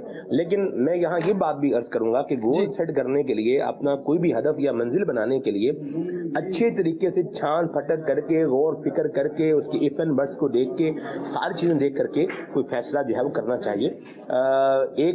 مجھے ایک اسٹوڈنٹ یاد آ رہا ہے، انہوں نے کہا جی میں کیا کروں گا جی، میں جناب سی اے کروں گا۔ وہ شروع ہوئے، کچھ ٹائم گزرا، اب کیا ہے جی، اب نہ جی میں بی بی اے کروں گا۔ تو وہ نہ سی اے ہوا نہ بی بی اے ہوا، بس اب کچھ اور ہی ہو گیا۔ اللہ رحمت کی نظر فرمائے، عافیت فرمائے۔ ان چیزوں کو دیکھنا چاہیے اور اللہ پاک کی رحمت کو کبھی فراموش نہ کریں، اللہ کریم سے دو لگا کے رکھیں، اللہ کریم سے دعا بھی کرتے رہیں۔ جو آپ چاہ رہے ہیں وہ نہ ملے نا، جو آپ چاہ رہے ہیں وہ آپ کو نہیں ملا تو اس سے مایوس بھی نہ ہو، جو نہیں ملا وہ میرا ہے ہی نہیں، یہ ذہن بنائیں گے تو انشاءاللہ الکریم مایوسی سے بچ جائیں گے اور ڈپریشن سے اپنے آپ کو بچانے میں کامیاب ہو جائیں گے۔ اللہ مجھے بھی عمل کی سعادت نصیب فرمائے، آپ سب پر بھی اپنا کرم فرمائے۔ پوری ٹیم کے لیے دعا گو ہوں، قدم بقدم دم بدم دعا گو ہوں۔ اللہ پاک ہمیں چل مدینہ کی سعادت بھی نصیب فرمائے اور مرشد کے ساتھ سفر مدینہ ہم سب کو اللہ عطا فرمائے۔ آپ کی بھی خیر ہو، مدنی چینل دیکھنے والوں کی بھی خیر ہو، مدنی چینل میں کام کرنے والوں کی بھی خیر ہو، آمین بجاہ طہ و یاسین۔ والسلام علیکم ورحمۃ اللہ وبرکاتہ۔ وعلیکم السلام ورحمۃ اللہ وبرکاتہ۔ ماشاء اللہ، اللہ کریم آپ کو اور برکتیں عطا فرمائے۔ بہت بہت خوشی ہوئی آپ کی آواز کو سن کے بھی، اور آپ کی اس طرح سے مدینہ منورہ حاضری کے دوران یہاں کھلے آنکھ صلی اللہ کہتے میں حاضری۔ پیغام تو وہ ہے کہ جو مدنی چینل کے ناظرین نے سنا بھی ہے اور اس کے جو مندرجات ہیں وہ زیادہ تر ہمارے ٹاپک سے ریلیٹ کرتے ہیں، بالکل ویلڈ ہے۔ لیکن یہاں میں ایک اور بات عرض کرنا چاہوں گا خالد بھائی کہ میں کیسا بننا چاہتا ہوں، تو آپ کے دوست کیسے دوست اچھے بنائیں۔ صحیح۔ اچھے دوستوں کا ایک فائدہ یہ ہوتا ہے کہ آپ بھی اچھے بن جاتے ہیں، دوسرا فائدہ یہ ہوتا ہے کہ اچھے مقامات پہ آپ کا تذکرہ ہو جاتا ہے، آپ نہیں پہنچتے آپ کا نام پہنچ جاتا ہے۔ بہت خوب۔ اللہ کی رحمت ہو ہمارے سلمان مدنی پر اور جتنے عاشقان رسول اس دور اس وقت حرمین طیبین میں حج کی سعادت حاصل کرنے گئے، سرکار اعظم صلی اللہ علیہ وسلم کے روضہ اقدس کی زیارت کر رہے ہیں۔ تو ماشاءاللہ سلمان بھائی وقتاً فوقتاً مجھے امید ہے کہ باقیہ دیگر کو بھی بھیج رہے ہوں گے، میرے پاس بھی انڈیویجلی پیغام آ رہا ہے، بالکل وہ فارورڈ میسیج نہیں ہے السلام علیکم میں روزہ رسول پہ حاضر ہوں آپ کا سلام بھیج رہا ہوں پھر وہ 20 کو جا رہا ہے، ایسے نہیں، باقاعدہ نام بنام ایون بچوں کا نام لے کر۔ تو مجھے واقعی میں خوشی بھی ہو رہی تھی اور میں نے ایک دو جگہ تذکرہ بھی کہا، میں نے بولا دیکھو دوست بناؤ تو ایسے کہاں یاد کر رہا ہے، کہاں بیٹھ کے یاد کر رہا ہے، مسجد میں، حرمین طیبین میں، میدان عرفات میں، مینا میں، مزدلفہ میں، ایسی جگہوں پہ یاد کرنے والے دوست ہیں۔ اللہ پاک ان کی حاضری قبول فرمائے۔ اور سچی بات ہے آپ کی کال کی وجہ سے ہماری ایک ڈائمنشن جو اس وقت تھوڑی ڈسکس نہیں ہوئی تھی وہ یہ بھی ہے کہ اب تو بس ایک ہی دھن ہے کہ مدینہ دیکھو۔ یہ بھی تو ہونا چاہیے، میں حاجی بھی بننا چاہتا ہوں، یہ بھی ایک تمنا ہونی چاہیے۔ اللہ کریم ہمیں عطا فرمائے۔ کچھ کالز مزید شامل کرتے ہیں۔ پیارے پیارے خالد بھائی، نعت خواں اسلام بھائی سے گزارش کر دیں کہ آج یہ لازمی کلام سنا دیں۔ مینو مجبوریاں تے دوریاں نے ماریا، صد لو مدینے آقا کرو مہربانیاں۔ بے سا بخشش و مغفرت کی دعا بھی فرما دیں اور حاضری مدینہ کی بھی دعا فرما دیں۔ آمین۔ اللہ کریم ہم سب کی بے حساب مغفرت فرمائے اور مدینہ منورہ کی حاضری عطا فرمائے۔ حسان بھائی نے کال آپ کی سماعت فرما لی ہے اور دیکھتے ہیں کلام شامل ہوتے ہیں آگے۔ لازمی بول دیا گیا، گزارش گزارش کو گزارش کی حد میں لے آئے۔ اللہ کریم خیر عطا فرمائے۔ مزید کال دیجیے بھائی۔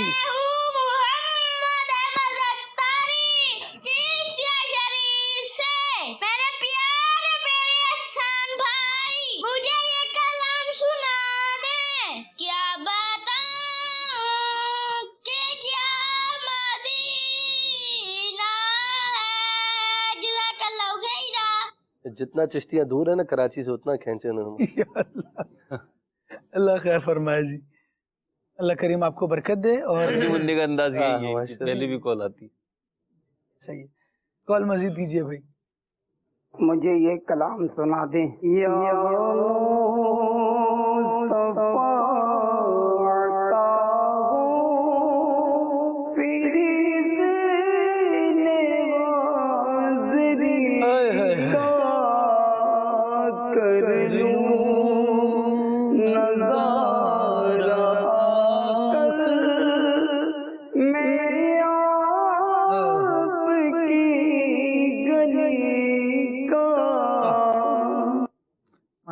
ماشاء اللہ, ذوق والی طرز میں ایک ذوق والا کلام, ماشاء اللہ. اچھی فرمائش آپ کی. انصر بھائی ہیں, ان کا کہنا ہے کہ لمیاتی نذیر کا فی نظرین, یہ کلام سنایا جائے. کیا بات ہے جی. اور موری نیا پار لگا جانا, یہ بھی اسی کلام کا شعر ہے. اس کی بھی فرمائش ہے, ماشاء اللہ, اللہ برکت دے. اور سلسلہ بہت اچھا چل رہا ہے, بہت شکریہ جناب. اور یہ کلام سنوا دیں. منور میری آنکھوں کو میرے شمس الدعا کر دیں. ٹھیک ہے جی. حسن بھائی سر سے مدت سے میرے دل میں ہے ارمان مدینہ, یہ کلام سنا دیں. اور اللہ اللہ اللہ, شہر نبی تیری گلیوں کا نقشہ ہی کچھ ایسا ہے. واہ, اچھے کلاموں کی فرمائش ہے, ماشاء اللہ. اللہ کریم آپ کو برکت دے. اور ایک میسج ہے کہ آپ کا پروگرام بہت اچھا ہے, جزاک اللہ, شکریہ. کال شامل کرتے ہیں. نعت خواہ اسلام بھائی سے عرض ہے کہ کلام سنا دیجیے. طوبہ میں جو سب سے اونچی نازک سیدھی نکلی شاخ, مانگو نعت نبی لکھنے کو روح قدس سے ایسی شاخ. ماشاءاللہ. مزید مجھے یہ کلام سنا دیجیے. اے ختم رسول مکی مدنی, جزاک اللہ خیرہ.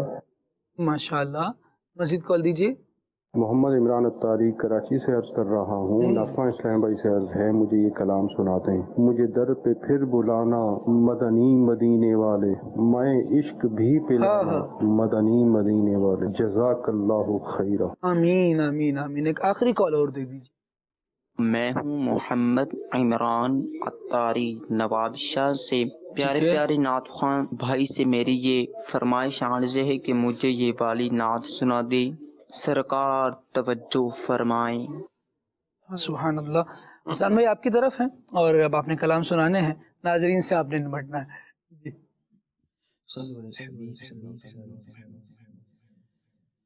یا مصطفیٰ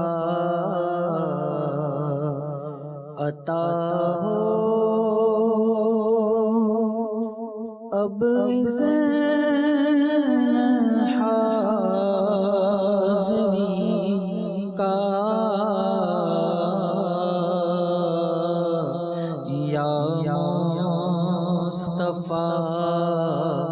عطا ہو اب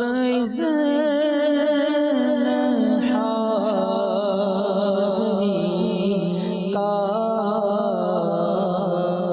کر لوں نظارہ آ کر آقا کر لوں نظارہ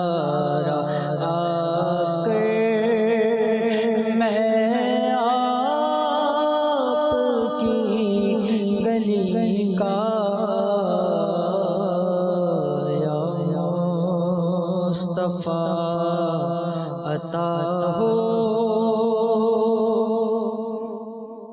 روتا ہوا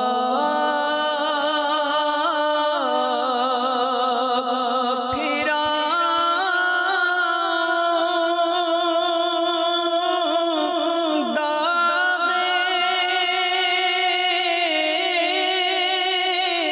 جگر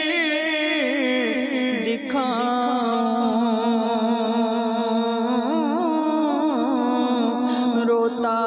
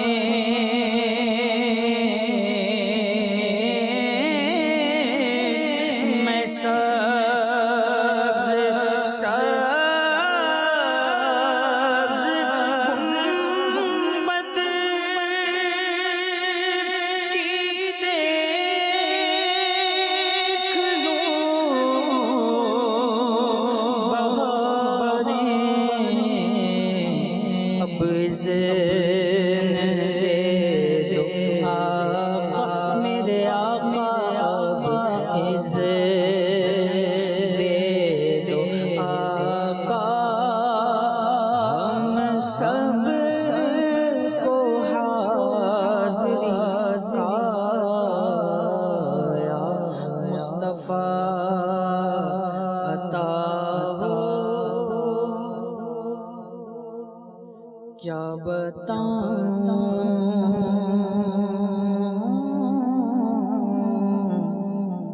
کیا بتاؤں کہ کیا مدینہ ہے کیا بتاؤں کیا بتاؤں کہ کیا مدینہ ہے کیا بتاؤں میں کیا بتاؤں کہ کیا مدینہ ہے میں کیا بتاؤں کہ کیا مدینہ ہے بس میرا مدعا مدینہ ہے بس میرا مدعا مدینہ ہے کیا بتاؤں اور اٹھ کے جاؤں کہاں مدینے سے میں اٹھ کے جاؤں اٹھ کے جاؤں کہاں مدینے سے کیا کوئی دوسرا مدینہ ہے کیا کوئی دوسرا مدینہ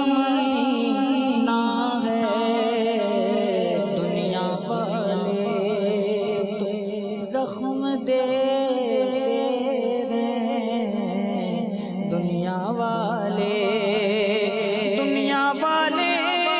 تو درد دیتے ہیں دنیا والے تو درد دیتے ہیں زخمی دل کی دوا مدینہ ہے زخمی دل کی دوا مدینہ ہے میں کیا بتاؤں اور اس کی آنکھوں کا نور تو دیکھو ہاں اس کی آنکھوں کا نور تو دیکھو اگر جس کا دیکھا ہوا مدینہ ہے جس کا دیکھا ہوا مدینہ ہے اب تو بس ایک ہی دن ہے کہ مدینہ دیکھوں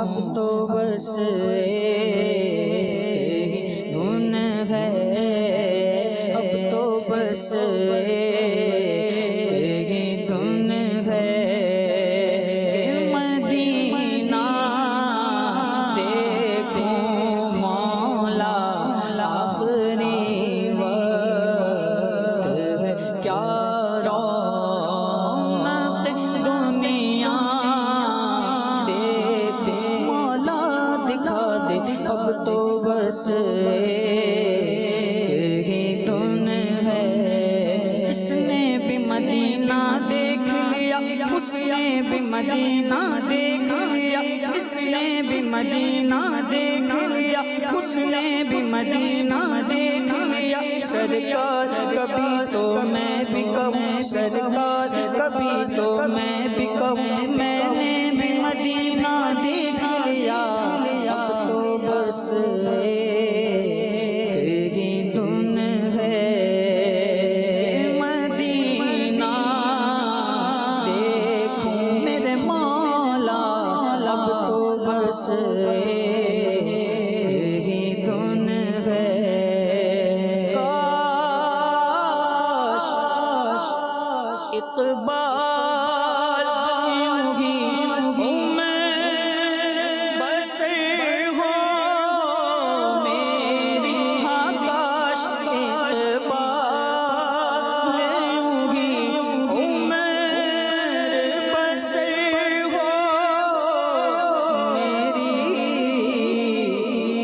صبح کعبے میں ہو اور شام کو طیبہ دیکھوں مولا دکھا دے اب تو بس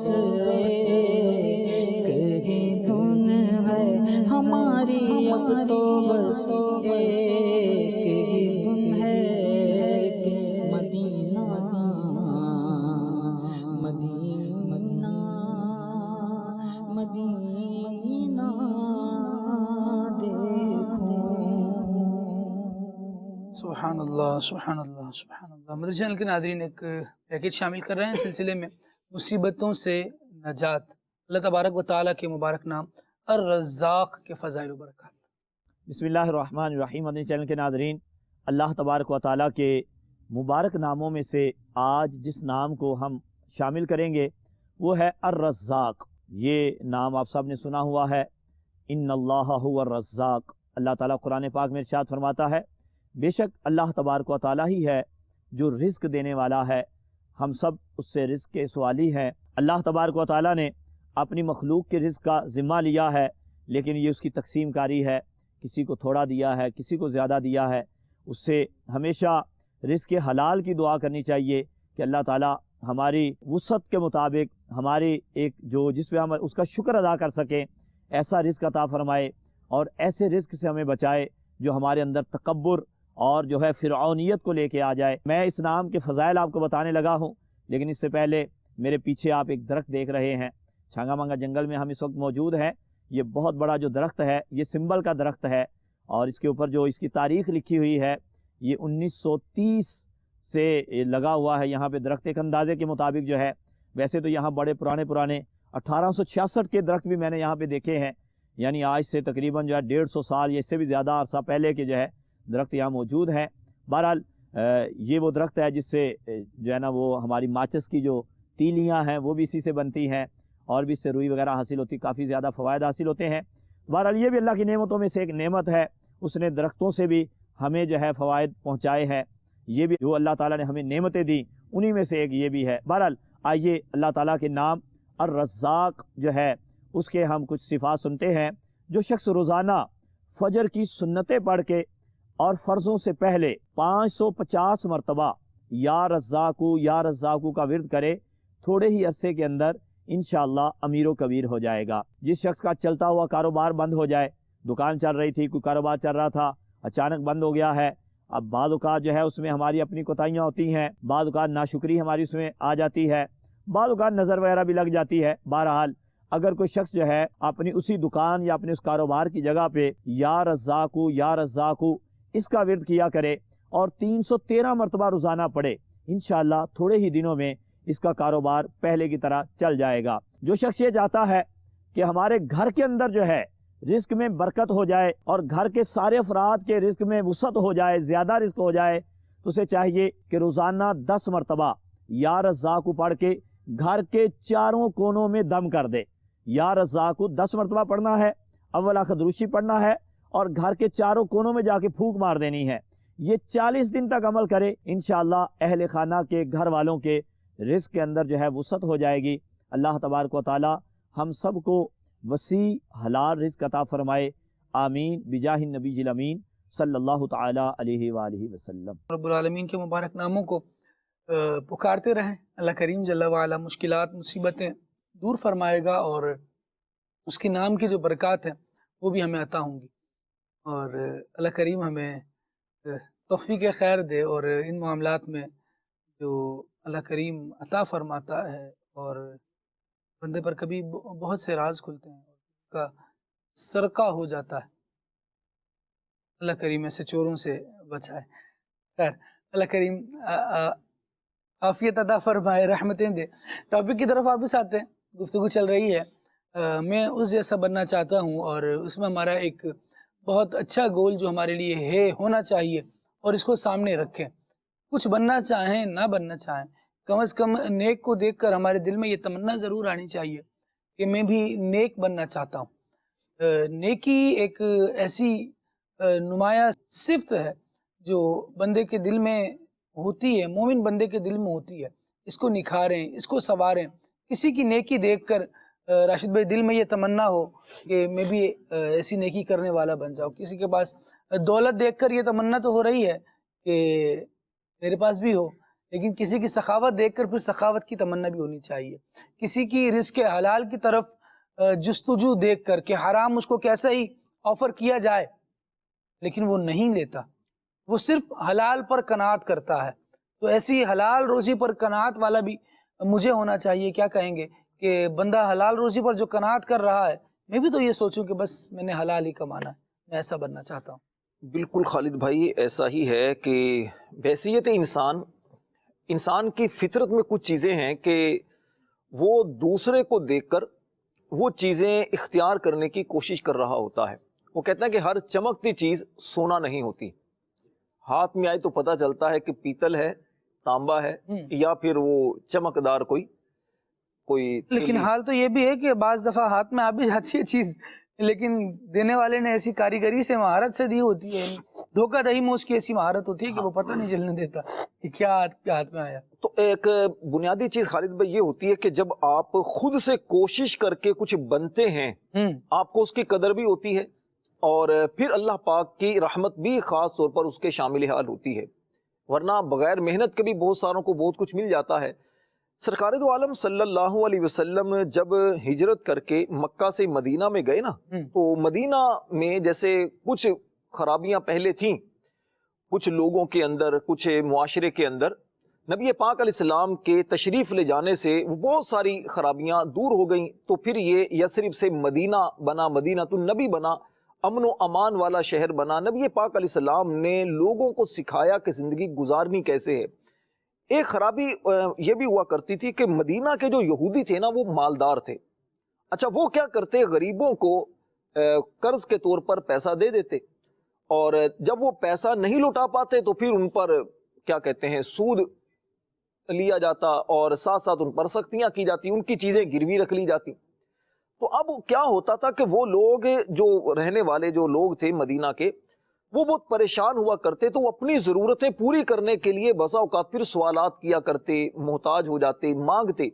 نبی پاک علیہ السلام کے پاس انصار میں سے ایک شخص آیا اور اس نے آ کر عرض کی کہ یا رسول اللہ صلی اللہ علیہ وسلم مجھے کچھ دیجیے. ایک سوال کیا اپنی ضرورت کے لیے. نبی پاک علیہ السلام کی شان تو یہ کہ آپ بن مانگے بھی عطا کرتے ہیں، مانگنے پر بھی دیتے ہیں. لیکن یہاں پر آپ نے اس بندے کو سمجھایا اور اس سے فرمایا کہ تمہارے پاس گھر میں کیا ہے. اس نے عرض کی حضور دو چیزیں ہیں، ایک تو چٹائی ہے وہ آدھی بچھاتے ہیں آدھی اوپر اوڑھتے ہیں، اور ایک پیالہ ہے جس میں پانی وغیرہ پیتے ہیں، اور کوئی زیادہ ایسا قابل ذکر کوئی سامان نہیں ہے. نبی پاک علیہ السلام نے فرمایا ایسا کرو دونوں چیزیں لے کر آؤ. وہ شخص دونوں چیزیں لے کر آپ کے پاس حاضر ہوا. نبی پاک علیہ السلام نے مسجد نبوی میں موجود صحابہ کرام سے پوچھا بھئی یہ دو چیزیں کون بندہ خریدے گا؟ ایک نے کہا کہ حضور میں 1 درہم کے اندر یہ دو چیزیں خرید لوں گا. عقید عالم علیہ السلام نے فرمایا نہیں بھی اس سے زیادہ کوئی قیمت کوئی دے گا تو بتائیے. تو ایک نے عرض کی حضور میں 2 درہم میں خریدوں گا. عقید عالم علیہ السلام نے فرمایا ٹھیک ہے 2 درہم دو چیزیں اس کے حوالے کر دی. اس شخص سے فرمایا 1 درہم کا کچھ راشن، کچھ چیزیں ضروری جو چیزیں ہیں گھر کی وہ لے لو، اور 1 درہم سے کلہاڑی لے کر میرے پاس آؤ.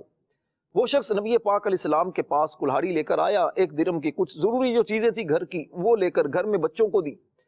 نبی پاک علیہ السلام نے اپنے مبارک ہاتھوں سے دستہ جو ہے وہ اس کلہاڑی کے اندر ڈالا اور فرمایا ایسا کرو اب جنگل میں جا کر لکڑیاں کاٹو اور لکڑیاں بیچو، 15 دن تک میں تمہیں دوبارہ نہ دیکھوں، میرے پاس نہیں آنا 15 دن تک.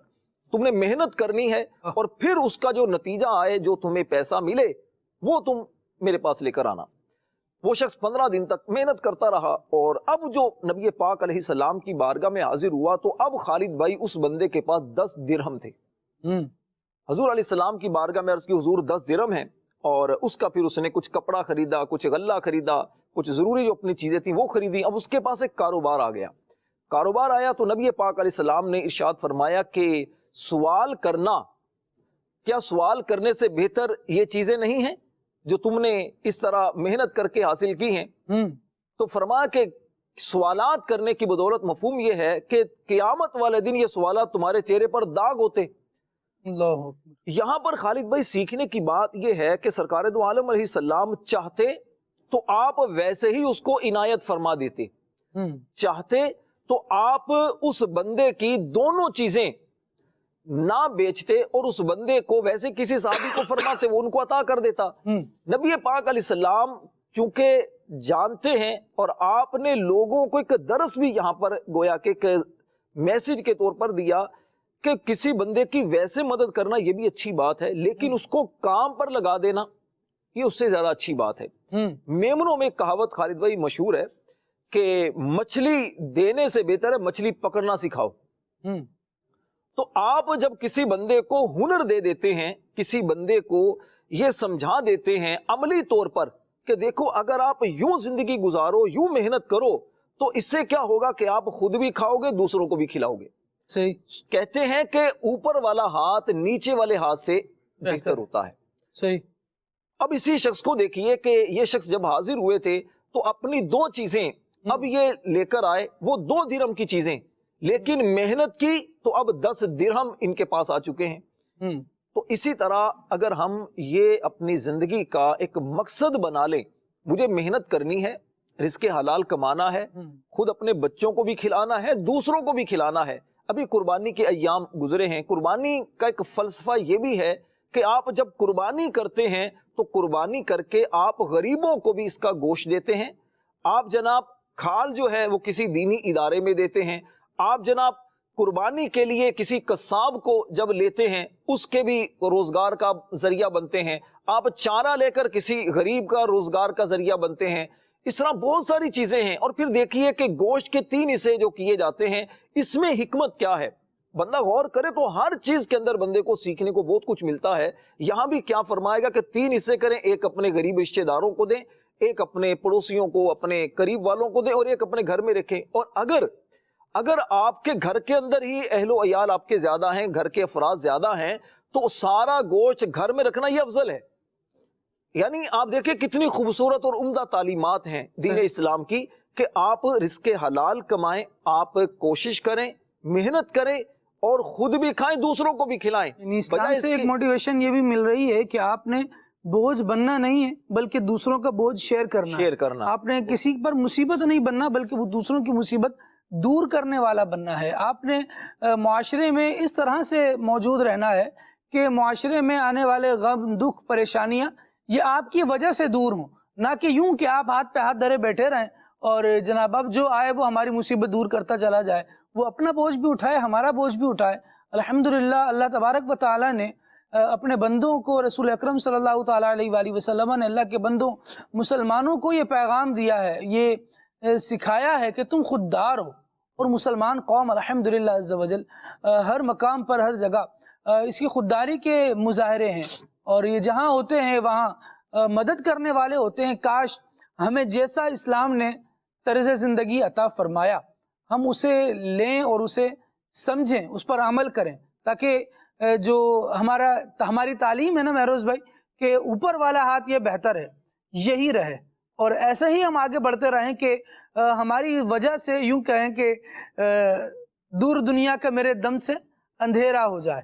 ایسی اگر ہماری زندگی کی تعبیر ہو، ایسا مددگاری والا ہمارا نظام ہو تو یہ بہت اچھا، بہت پوزیٹیو سائن رہے. حدیث پاک میں آیا نا کہ بہترین مسلمان وہ ہے کہ جسے دوسرے مسلمان فائدہ حاصل کریں. تو ہمیں اسی انداز کا ہونا چاہیے، اور اس انداز کا بننے کے لیے پہلے خود کو اپنے پاؤں پہ کھڑا کرنا پڑے گا. خود اپنے پاؤں پہ کھڑے ہوں گے تو کسی دوسرے کا ہاتھ پکڑ کے کھڑا کر سکیں گے. کوشش تو کرتے ہیں لوگ نا اپنے پیر پر کھڑا ہونے کی، بوجھ کیوں بندہ بنے گا، لیکن پھر ناکام رہ جاتے ہیں. کوئی ایسی وجوہات ہوتی ہیں کہ جیسا بننا چاہتے ہیں بن نہیں پاتے. ناکامی کی وجوہات چیک کریں خالد بھائی. ایک تو ہم نے شروع میں جیسے سلسلے میں عرض کیا کہ آپ اپنی کیفیت، اپنے زمینی حقائق، اپنا خاندانی پس منظر، اپنا مالی بیک گراؤنڈ جو ہے اس کو پیش نظر رکھ کے کوئی کام کریں نا. اب اگر مثال دیتا ہوں میں، اگر آپ کے پاس 1 لاکھ روپے ہیں اور آپ کہتے ہیں کہ میں جیولرز کھولنے جا رہا ہوں، تو یہ تو ایک دیوانے کا خواب ہی ہو سکتا ہے. 1 لاکھ روپے میں جیولرز کی دکان تو نہیں کھلے گی، لیکن 1 لاکھ روپے لے کر آپ کوئی ایک چھوٹی موٹی سی دکان کھولنا چاہتے ہیں تو شاید وہ پاسبل ہو. ٹھیک ہے نا. تو آپ یہ دیکھ لیں کہ آپ کا اماؤنٹ کتنا ہے، پھر آپ کی کیپیسٹی کتنی ہے، آپ کی مہارت کیا ہے. اب آپ جناب ہیں میتھ میں کمزور ہیں اور آپ جو ہے نا کسی فائنینشیل جو ادارہ ہے اس میں جاب چاہتے ہیں، تو کہ کیسے ہو سکتا ہے؟ پاسبلٹی نہیں ہے. آپ کا اکاؤنٹس کمزور ہے، آپ کی میتھس کمزور ہے، فائنینس کی جاب چاہیے، کیسے پاسبل ہے یہ؟ اچھا، آپ میں مینجمنٹ کی صلاحیت ہی نہیں ہے. آپ اپنے خاندان کے 4 افراد کو مینیج نہیں کر پا رہے اور آپ کہہ رہے ہیں میں 400 افراد کے ادارے کا مینیجر بنوں گا، تو یہ چیزیں پاسبل نہیں ہوتی. یہ دیکھ لیں کہ آپ کیا کر سکتے ہیں، کیا نہیں کر سکتے. اور نقل مارتے ہوئے بھی نا وہ کہتے ہیں کہ عقل کی ضرورت ہوتی ہے. ہمارے اساتذہ کہا کرتے تھے کہ نقل کے لیے بھی عقل کی ضرورت ہوتی ہے. تو آپ کس کی نقل کرنے جا رہے ہیں یہ دیکھ لیں.